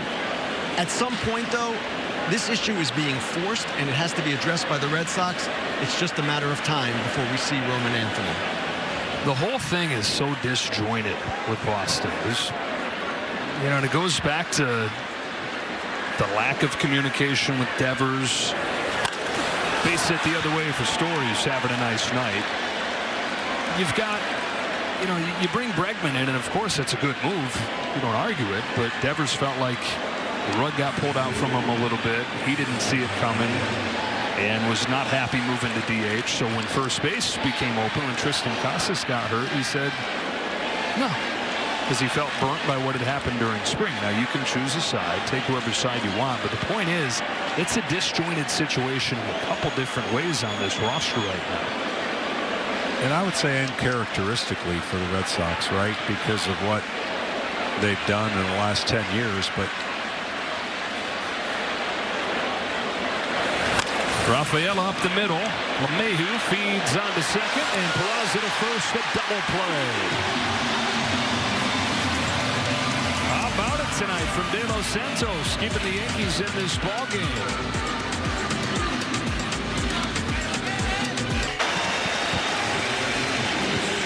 8-5 lead for the Red Sox, trying to tie this series up at a game apiece. Big 5-run third inning for them. The difference, and Garrett Crochet, even though he gave up 5, struck out 9 and is in position to win this game. Yeah, he's in position, and I wouldn't think you thought giving up 5 runs he'd be in that position, but 3-run lead. And now what's important for the Red Sox, solve the issue that has not been a great one, and that's the blown leads. They got to find a way to lock it down for tonight's start. Player Resume sponsored by Indeed. His final line tonight, those runs the most that he's allowed this season, but piles up the K's again. And hands it off to the bullpen, which has had to cover a lot of ground the last week especially, as we welcome it back to the Bronx. 24 innings the last 4 games for the Boston bullpen. Early exit after early exit. Buehler yesterday, Giolito the day before that. Richard Fitz sent back down to the minors after a short start of his own against the Angels. So Weisert's going to come out of the bullpen. He's been one of their top guys the last couple of years, facing his former team. And he's going to face a pinch hitter. Jazz Chisholm will pinch hit for Pablo Reyes.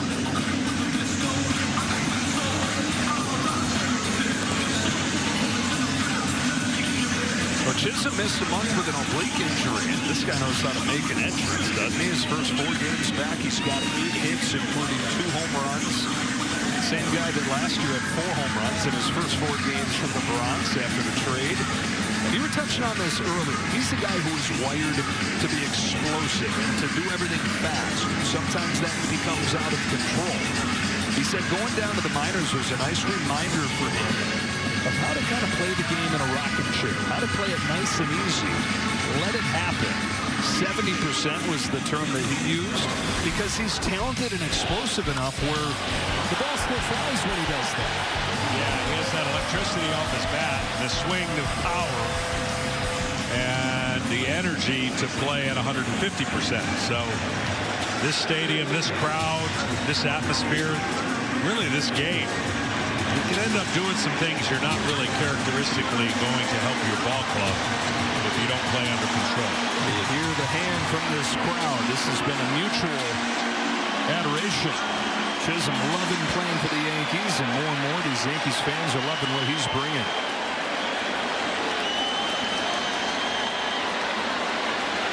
Eight-5 game, bottom of the 7th. Jazz Chisholm pinch hitting and taking strike 1 from Weissert.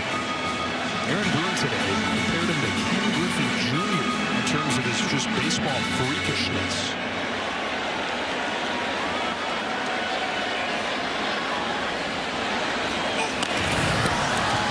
Yeah, he said the ball jumps off his bat in batting practice. He can go to straightaway center with ease. So, you know, timing and everybody getting, when you're healthy and you're swinging and he's doing his thing, I think this ball club benefits from his energy and speed and athleticism. Down quickly here. Weissert pumps 96 by him, striking him out on 3 pitches. He's got that lower 3/4 arm action, kind of upshoot fastball with a good tight breaking ball from a lower angle. Going to be tough on right-handers. Ball's going to look like it's coming at this front hip. Now it's Peraza, the 9-hitter, who's 1 for 2, taking a shrink from Weissert. Weissert was an 18th round pick of the Yankees out of Fordham. He didn't make it to the major leagues until he was 27. Didn't really stick in the major leagues until he was 29. Key piece of this Boston pen, though. Over in the Alex Verdugo trade before last year. I mean, those are 2 nasty fastballs that he's going to probably throw that breaking ball off that. He should throw the breaking ball off that outside corner. And I would think that he has no chance to stay off this pitch. Wow. Sinker just nosedives to get strike 3. Back-to-back Ks for Weissert.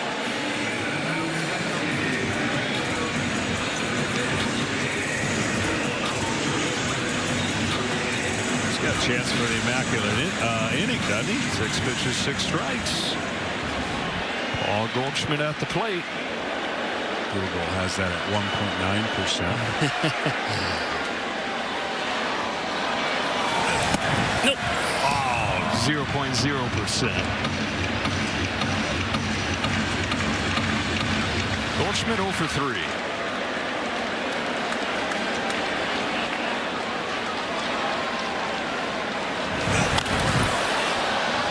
I know this is not fair to do, but to show you how great of a year Aaron Judge is having and Paul Goldschmidt for his portion production of the season. You take those two guys away from the lineup, and the Yankees are hitting 223 as a team. That's how good of a year Mr. Judge and even Mr. Goldschmidt have had for the Yankees. Still, though, feels a whole lot longer, the lineup. It does. And it's just more athletic. I think Bellinger is a great ad. He's having a nice, transition to the big city from Chicago. And of course, there are going to be others that get hot. Volpe's starting to show what he can do at the plate. No. We're going to have some interesting decisions coming up as Stanton gets healthy. Yeah, it's a good decision to have, but I just think that what they did after not signing Soto, I believe was about as good as they could have done. Of course, added Bellinger, added Goldschmidt. Look at the pitching staff, how good Max Fried has been. Devin Williams, a rough start, but he's been one of the best relievers in baseball for a half-decade and finds himself back in the closer spot with Weaver on the injured list. Here's the payoff from Weissert to Goldschmidt, and he strikes out the side in the 7th. Greg Weissert against his old club sends this game to the 8th.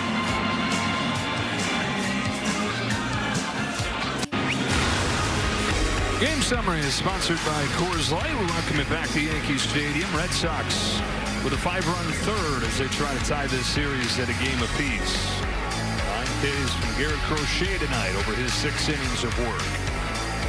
To the 8th we go. Joe Davis, John Smoltz, Ken Rosenthal, Mark Leiter Jr.'s on the pitch, and David Hamilton to pinch hit for Christian Campbell.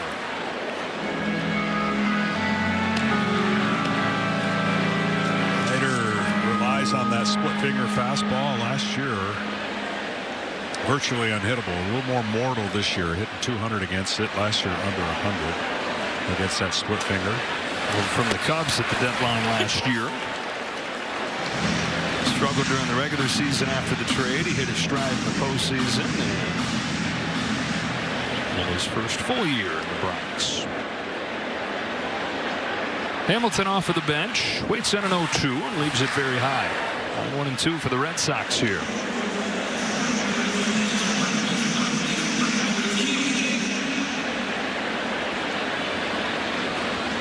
Chisholm, after pinch hitting, remains in the game at third.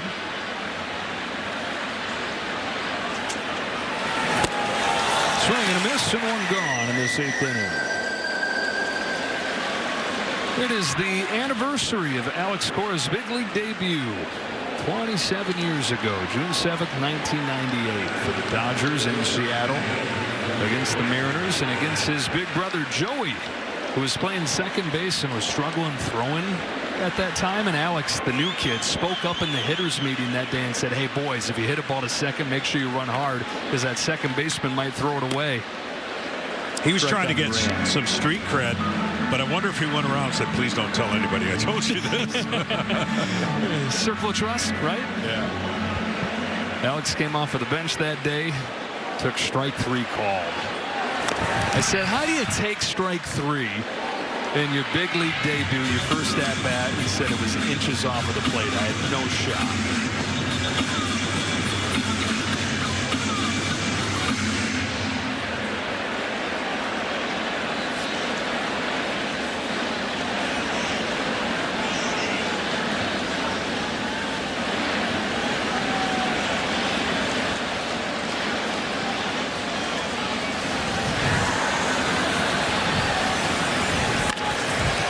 Ball through for Jaron Duran's first hit of the game. All right. I got one for you. Okay. And for Rick. How many brothers played in the league and had sons that play in the league? Can't think of it. Like, I want to say, has that ever happened? I'm sure it probably has, because whenever I think something's never happened, it's happened, but that's what you have with the Lighters. I can think of brothers who had a dad, but the other way around, the brothers, one has a son and the other has Right. Or, then you have a dad and an uncle.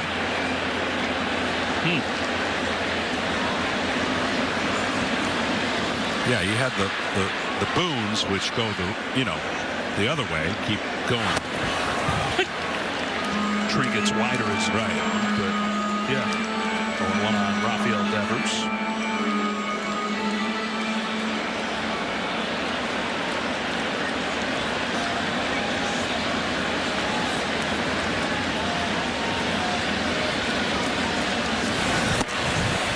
Stumped Rick too. I don't know how you search that. That's got to be tough. I mean, AI these days can do just about anything. Might have met its match. The brothers part has happened. Yes. That's, we know for sure, has happened many times. But the brothers having sons who both play in the big leagues, I'm going to say that's the rarefied air.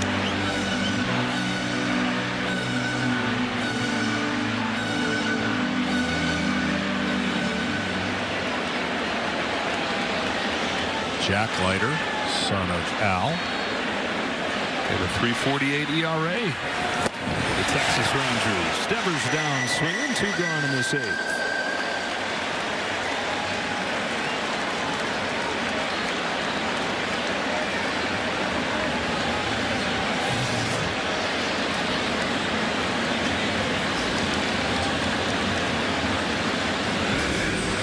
And a pinch hitter being sent up here for Rob Refsnyder.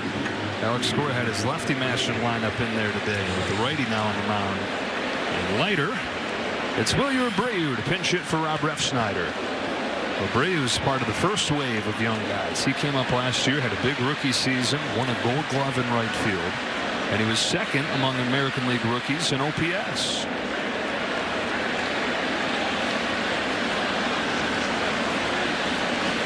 Astros minor leaguer. They got him in the Christian Vasquez deal at the deadline a few years back. Followed up that big rookie season with 2 home runs on opening day. He was hitting 400 2 weeks into the season, but it's down to 249. I'm just going to settle it right now and say it's never happened. So that the Lighters are the first. I'm going to stick my neck way out and say that it's never happened in the era of live baseball that we can research.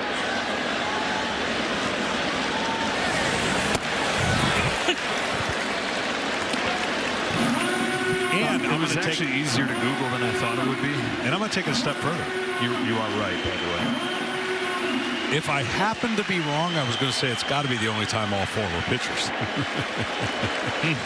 Well, that is also true. You were right twice. That does it for the Red Sox in the 8th. They've got Rice, Judge, and Bellinger coming up down 3.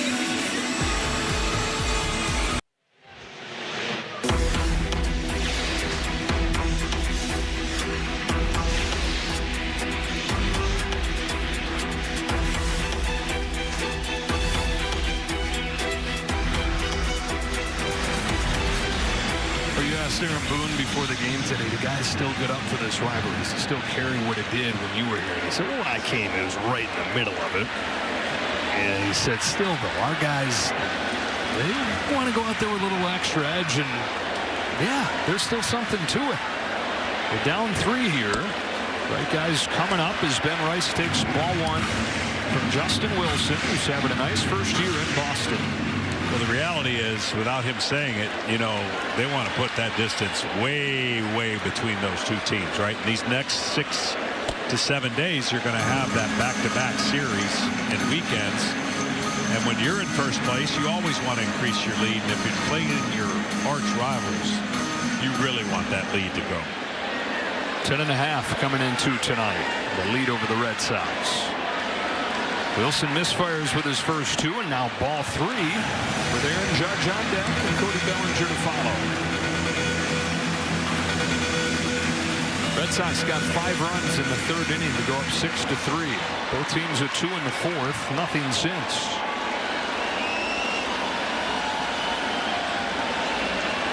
Four-pitch walk.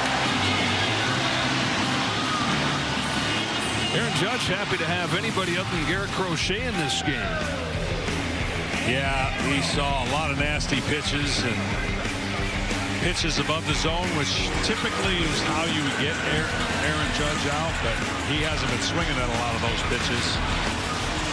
And now he's facing another lefty, but a much different lefty.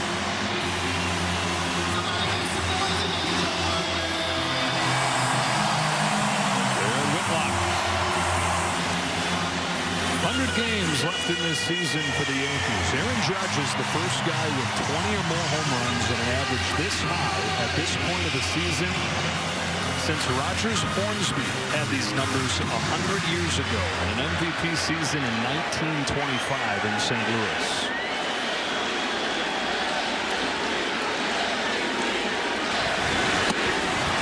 Ball 5.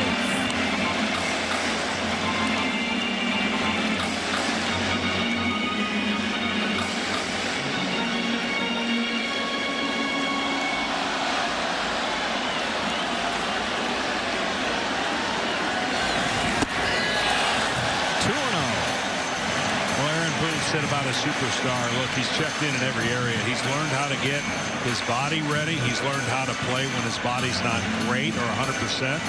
So he's learning all the things to navigate the season that takes 150 or more games to be played. On a 2-0 pitch, Judge jumps out of the way. It's a wild pitch. Rice up to second. 7 pitches, 7 balls from Justin Wilson.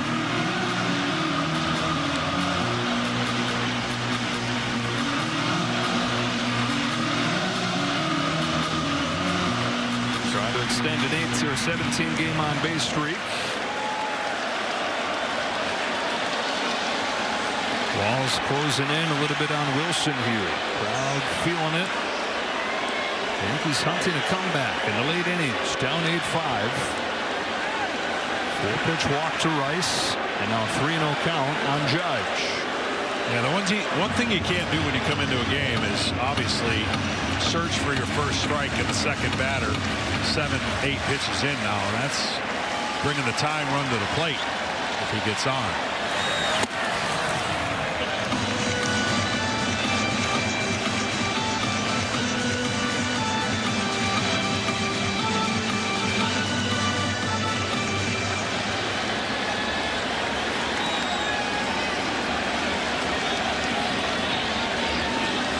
On a 3-1 pitch, Aaron Judge cracks one the other way. Abreu towards the corner is there for the first out. Rice heads for third. Abreu's throws cut off.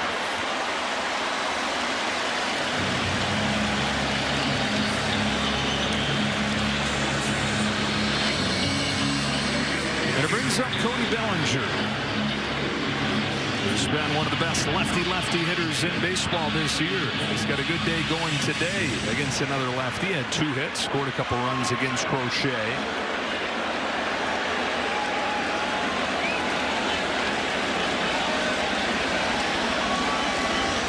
First one from Wilson. Close. Well, he's been on a hot roll, had Wilson.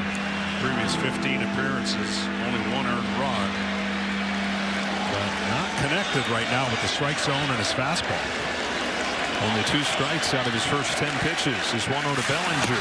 He's downstairs. Jason Dominguez on deck.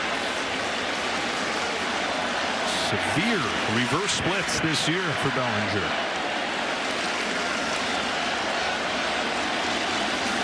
The former MVP, Cody Bellinger, takes inside, 3-0.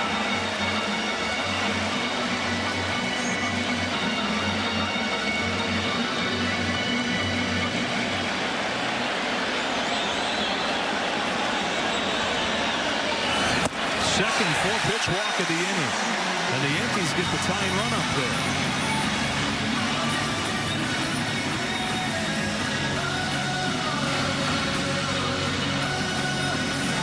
Instead of Alex Cora, it's Andrew Bailey, the pitching coach.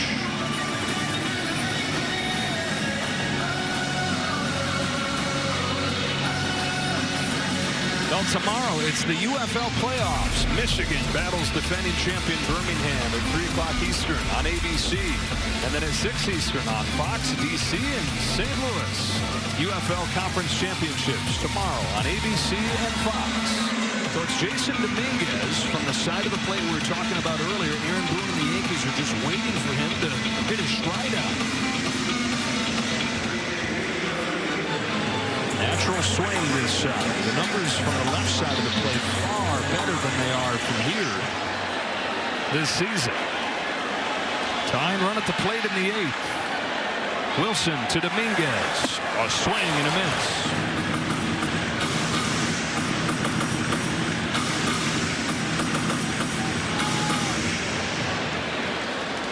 6 home runs this year for Dominguez. 3 of those came in one game in Sacramento. There goes Bellinger. Pitches a strike, throw down, not in time. And a chance with a base hit to draw to within 1.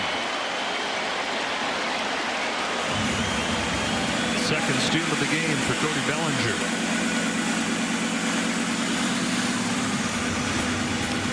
Big stolen base. It takes that double play out of play, especially for a ground ball. You can still get a double play line drive, but Bellinger has been active on the bases.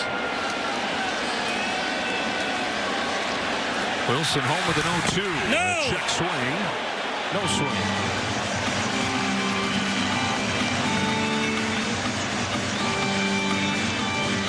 So the Screws heard it from both sides tonight. Hitting coach for the Yankees, James Rowson, was ejected earlier.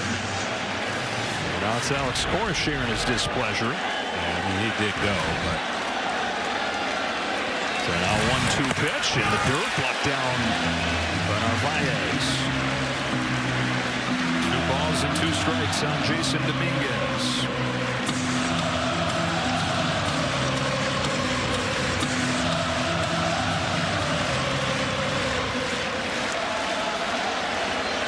Martian, as they call him, representing the tying run in the 8th.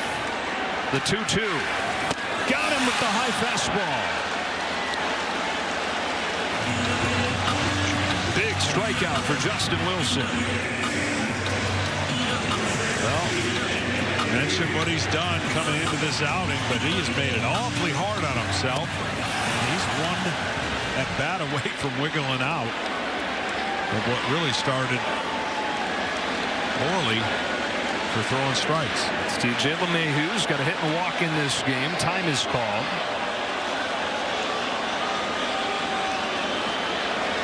There's some debris on the warning track.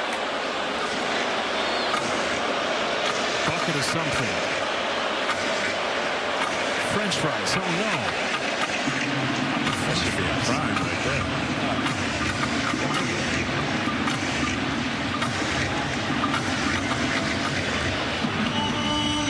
Tell you what, if they were chicken fingers, Rick would be really mad. He'd be out there eating them.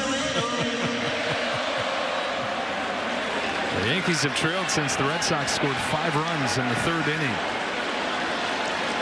8-5, last of the 8th. Second and third, 2 away.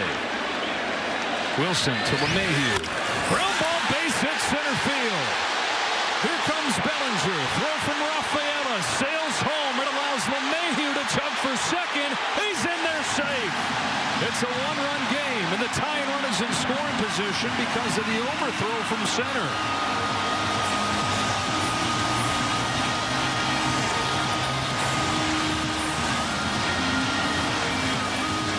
Yeah, that's a rookie mistake there.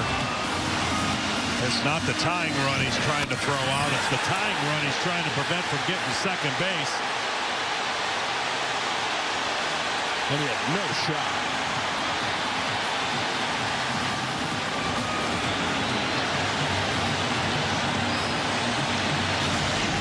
They sent Anthony Volpe into pinch run for LeMahieu. Second hit of the day for LeMahieu. 2 hits, 2 runs, 2 RBIs, and an 8-7 game with 2 gone in the 8th. Austin Wells has driven in 4 of their 7 runs today. Aroldis Chapman. Yankees are hoping it's too late.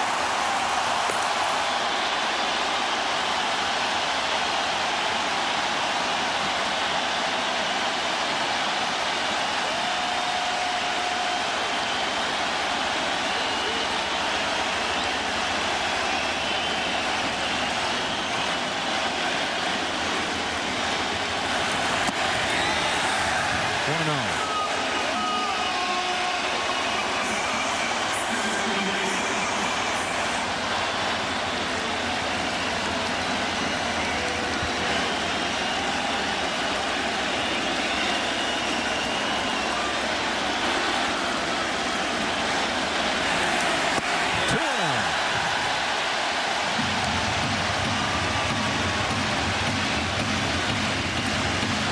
Bullpen for the Red Sox has been really worked. We talked about in the onset the error problem, the blown save, the one-run losses. On a 2-0 pitch, Austin Wells takes a strike. Unfortunately, in this game, you get a chance to undo everything you did wrong the day before, but you don't want that playing in your head. Here we go again. And these are the type of games that have been very frustrating when you come on the bad side of them, especially when you lose by 1. Wells pops it up, foul ground at third. Toro's over. Does he have room? No. And the count evens 2-2. Yankees have scored 4 unanswered. 2 in the 4th, 2 more here in the 8th. From down 8 to 3.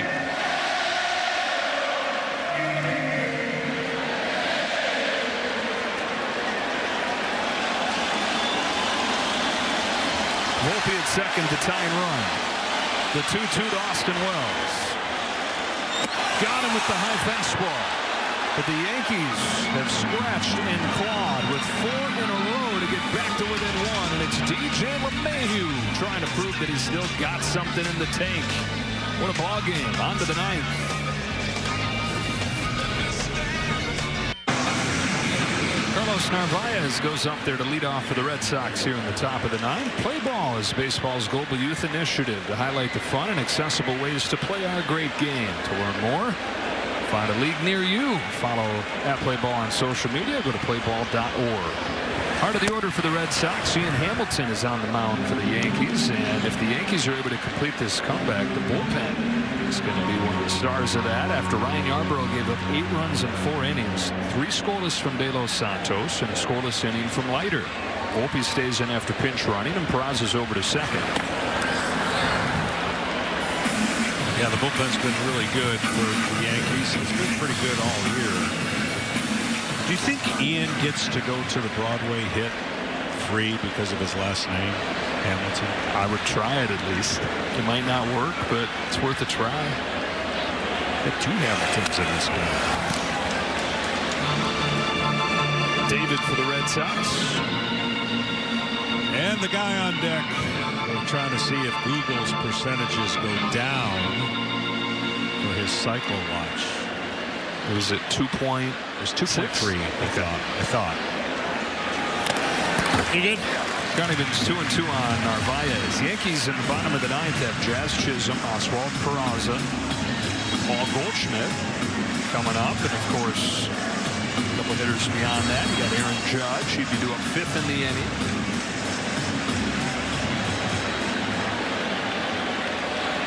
And Aroldis Chapman, familiar guy around here. 2-2 from Hamilton. Well, he's not close. Have you seen the show? You've been to? I have, yeah. What'd you think? Yeah, I mean, first of all, it's a hard show to get into. My wife loved it. I'm not a huge show guy, but it was good. Yeah, it was very good. My partner on Dodger games, Oral Hershiser, went to 3 Broadway shows in a 24-hour span when the Dodgers were here to play the Yankees. Shot down the right field line, fading. I don't think I could have done that. He's a big Broadway guy. He used to take his young teammates when they'd come to New York. I took him somewhere else. I took him to a golf course.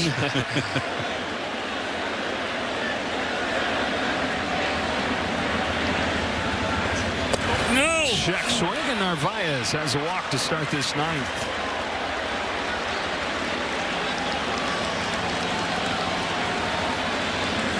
And instead of a chance at a cycle, Marcelo Meyer comes up the pinch hit. The rookie hit his first major league home run last night here at Yankee Stadium. In his first Yankees-Red Sox game, he said he's been thinking about playing in this rivalry from the day that he was drafted by the Red Sox. So that made it a little bit extra special, hitting that bomb here in his first time at Yankee Stadium. Was able to get the ball. That's not always a sure thing, but he was able to make a little trade, get the ball. He's going to give it to his dad. Go in his dad's office where they've got a bunch of other keepsakes from throughout his career. Marcelo was the 4th pick of the draft in 2021 out of high school outside of San Diego. Makes it to the majors here at the age of 22. One of the top prospects in baseball. When we talk about this roster being disjointed in a few ways, one of the ways is that he's having to play third base where he's only played 6 games as a pro. He's a good fielder no matter where you put him, but it's just not ideal to bring a guy up and have him make his major league debut out of the spot that he's used to playing.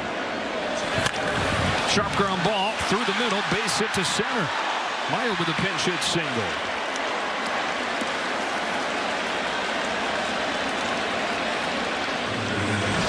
Well, last night, you got to believe this is one of the greatest moments of any young player's career when they check in and get there first. Last one, he does a nice job just staying on this ball, going right up the middle. A lot more of those in his future. Marcelo actually grew up a Yankees fan, like so many players his age did, because of Derek Jeter. So that changed on draft night. Red Sox looking for insurance, looking for their first run since the 4th inning as Abraham Toro climbs in. It's got to be a bunt attempt, doesn't it? Yeah, we saw him show bunt earlier.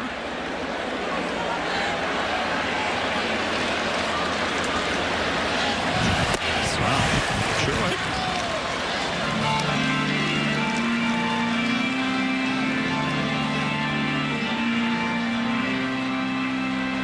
Two sacrifice bunts in 7 years in the majors for Toro. 2 on, nobody out. Swings away and he's down 0-2.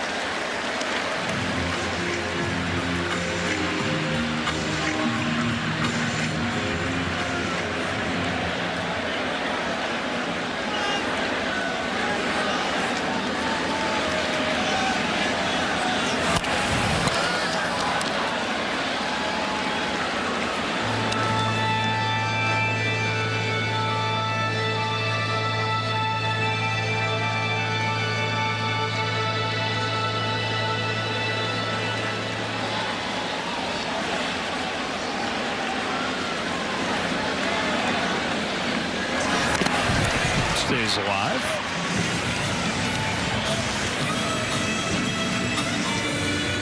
Like the old Yankees Red Sox battle about 10 years ago, 5 to 10 years ago, you could count on 4 hours 14 minutes per game. Now we don't have to deal with that as much. Game sped up, rules enhanced.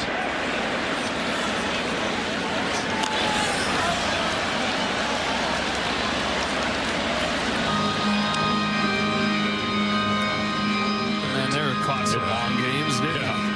He sure knows about a lot of this rivalry. Jason Varitek. A few foul balls in a row off of the bat of Toro. Takes this one in the dirt.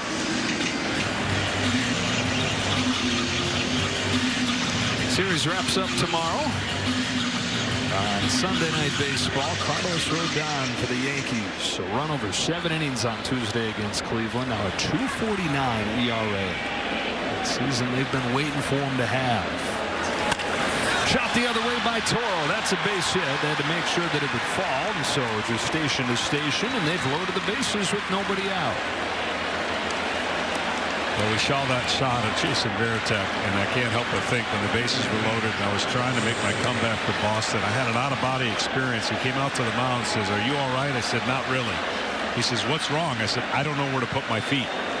I thought I was going to balk. I was so nervous. I got in a stance out of the windup that was the weirdest weight distribution I've ever done. And he said, "Just relax." I said, "I'm trying to relax. I don't know where.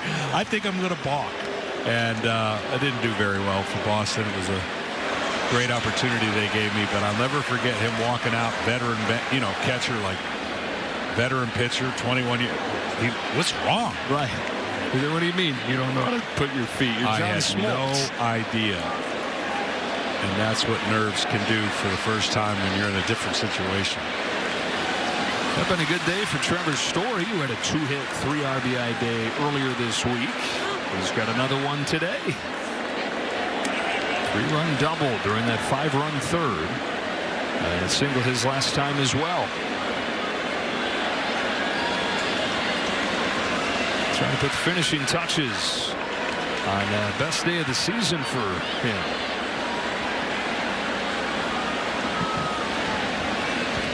Eight, 7, nobody out in the 9th. Story hooks it down the line, foul.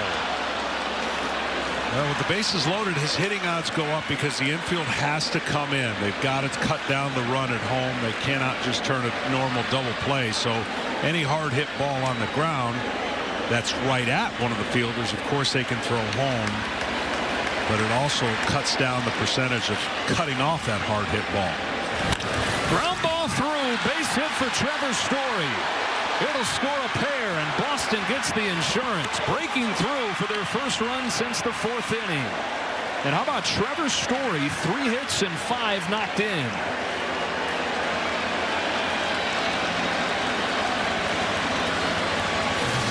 Really good at bat. He tried to pull the first one, see a sinker away, goes right up the middle. And again, with the infield in, that was going to be a hit probably no matter what, but it just cuts down the ability on a hard hit ball to make a defend the play. And now I'm almost certain this should be a bunt. 8-hitter, Rafaela. First and second, nobody out. Let's see.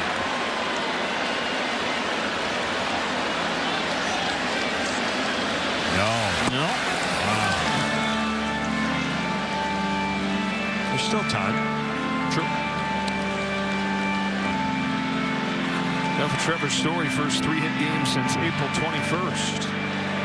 Second time this year he's knocked in 5. At a 6 RBI game against the White Sox. Still swinging, chopper to the hold it short. Volpe will go to second with a low throw that's backhanded by Peraza.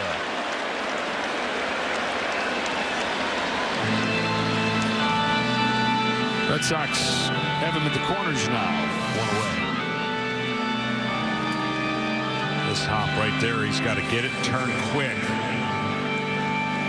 Short arms it, good play there. Second base.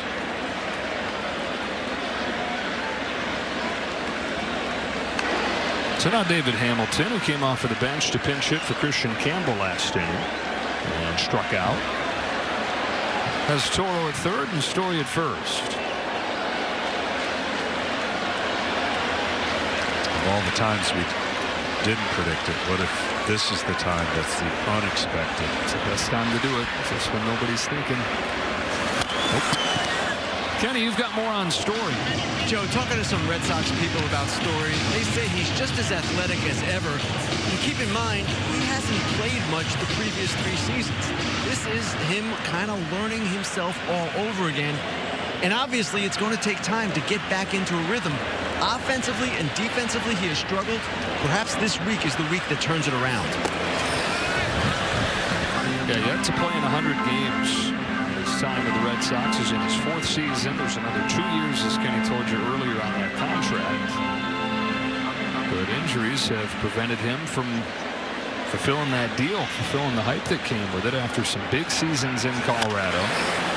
And the injuries have kept him from being able to say, hey, it wasn't just Coors Field to help me put up those numbers. I'm a legit offensive player, a legit all-around player. It's hard to know just because he hasn't been on the field.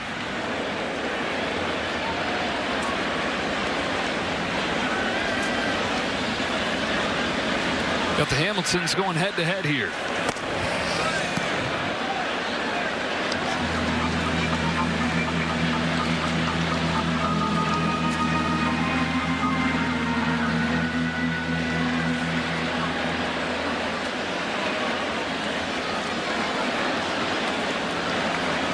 Two-two. Grounded to second. There's one over to first. A double play.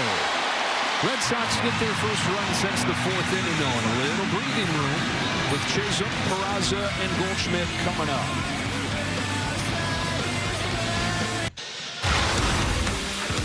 Good Hands Play, sponsored by Allstate. Trevor Story having a big night for the Boston Red Sox. 3 hits, he drove in 5. And has the Red Sox in front 10-7 as this game goes to the bottom of the 9th.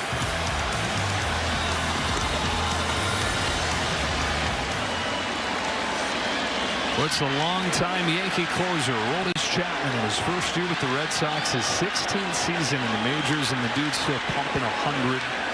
Got the fastest pitch on record by a Red Sox, 103.8, and an easy 99 by Chisholm. Yeah, the ageless wonder. This guy has been, he's a physical specimen, and he just keeps doing it. It's amazing.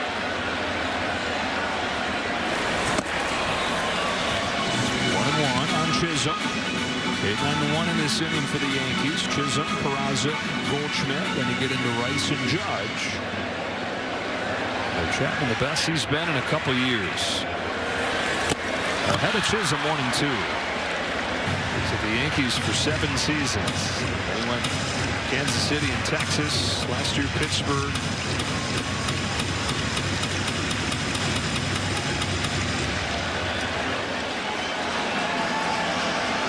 New deal with the Red Sox. Part of what was a really good offseason. Had a lot of optimism around these guys. Strikes out Chisholm quickly.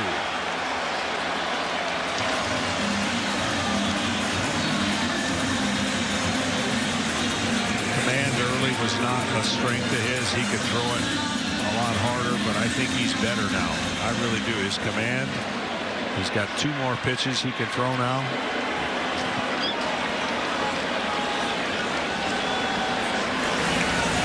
Peraza turns on this ball, down the line foul. But Chapman, if he could get a save here, it would be his 84th career save at New Yankee Stadium, which would tie him with Mariano Rivera for the most in this ballpark. Of course, most of Mariano's career came at Old Yankee Stadium. But still, anytime you see your name with his, pretty cool. There's that splitter, and he's ahead 0-2.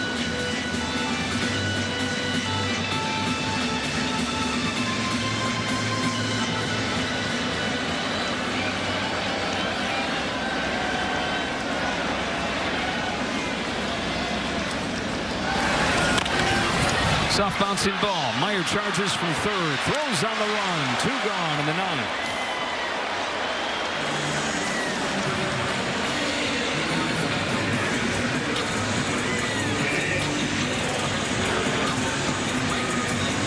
This Red Sox offense that has been boom or bust this year sports for 10 runs today.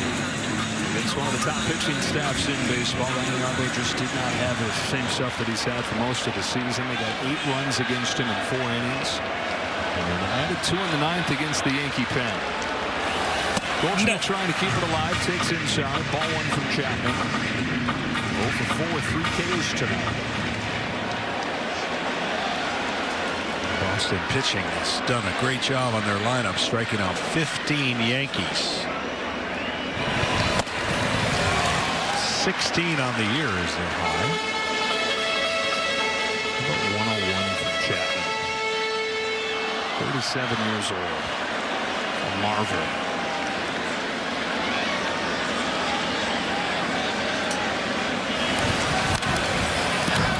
Strike 2.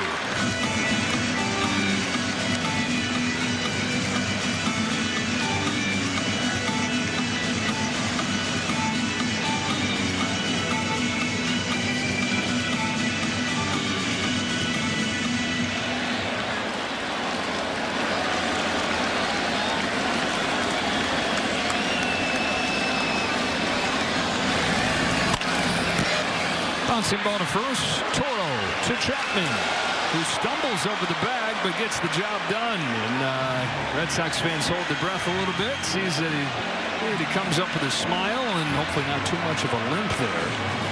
Red Sox are saying, can't we just have nice things? Can we have anything good? Gosh, They get a series split. Now they got to worry about their closer stumbling over there at first base. Reached for the bag, didn't get it the first time, had to go sidestep it back. All right, but the Red Sox have tied this series up. Trevor Story drives the bus as the offense comes to life. 10 runs on 14 hits in this game. And so tomorrow will be the rubber match between these teams. Garrett Crochet, even though he gives up 5 runs, strikes out 9, gets the win. It's not too early to call this a really big win for the Boston Red Sox. They had been struggling. They went down 3-1, and then Crochet kept the lead. They got tight late, but the big lefty delivered when they needed, and the season really, as we talked about, I think has to start tonight with a little more consistency. You feed off of it. The starting pitchers have to start picking up the slack. Offensively, they're going to be fine. They've proven they can score enough runs. Well, at this point, they have to win the games Garrett Crochet starts. Tonight they do. Trevor Story chipping in with the offense tonight with 5 knocked in. And he stands by with Ken Rosenthal. Thanks, Joe. Trevor, 3 hits, 5 RBIs. What does this night tell you about where you are and trying to regain your rhythm? Yeah, it's good, man. Just nice to get the W, honestly. That's what it's about, coming here in a hostile environment, playing a good team. So, yeah, it was good to contribute on the offensive side tonight, and the guys got on base for me so I can knock them in. The previous 3 years, you haven't played a whole lot. How difficult has this been, this whole process, trying to get back to where you were before? Yeah, it's been tough. It's been tough. You know, a lot of injuries, a lot of things kind of out of my control, but you know, I'm honestly just happy to be playing baseball and really enjoying the moment, trying to be present, not trying to chase the past or anything like that, but just be the best version of myself here in 2025 and the best person I can be to help this ball club win. And, yeah, tonight we did that.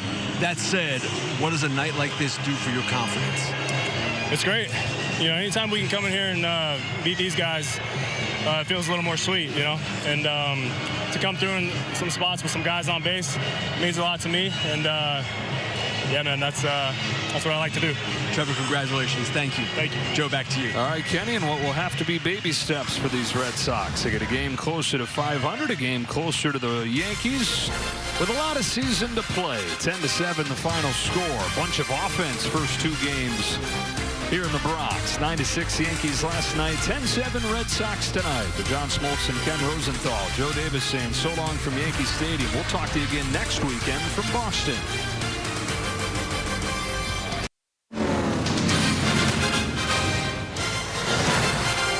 Yanks miss out on a chance at their 40th win of the season with Dontre Willis at Chris Myers post-game baseball night in America. Boy, last couple of seasons, the Red Sox have a winning record at Yankee Stadium.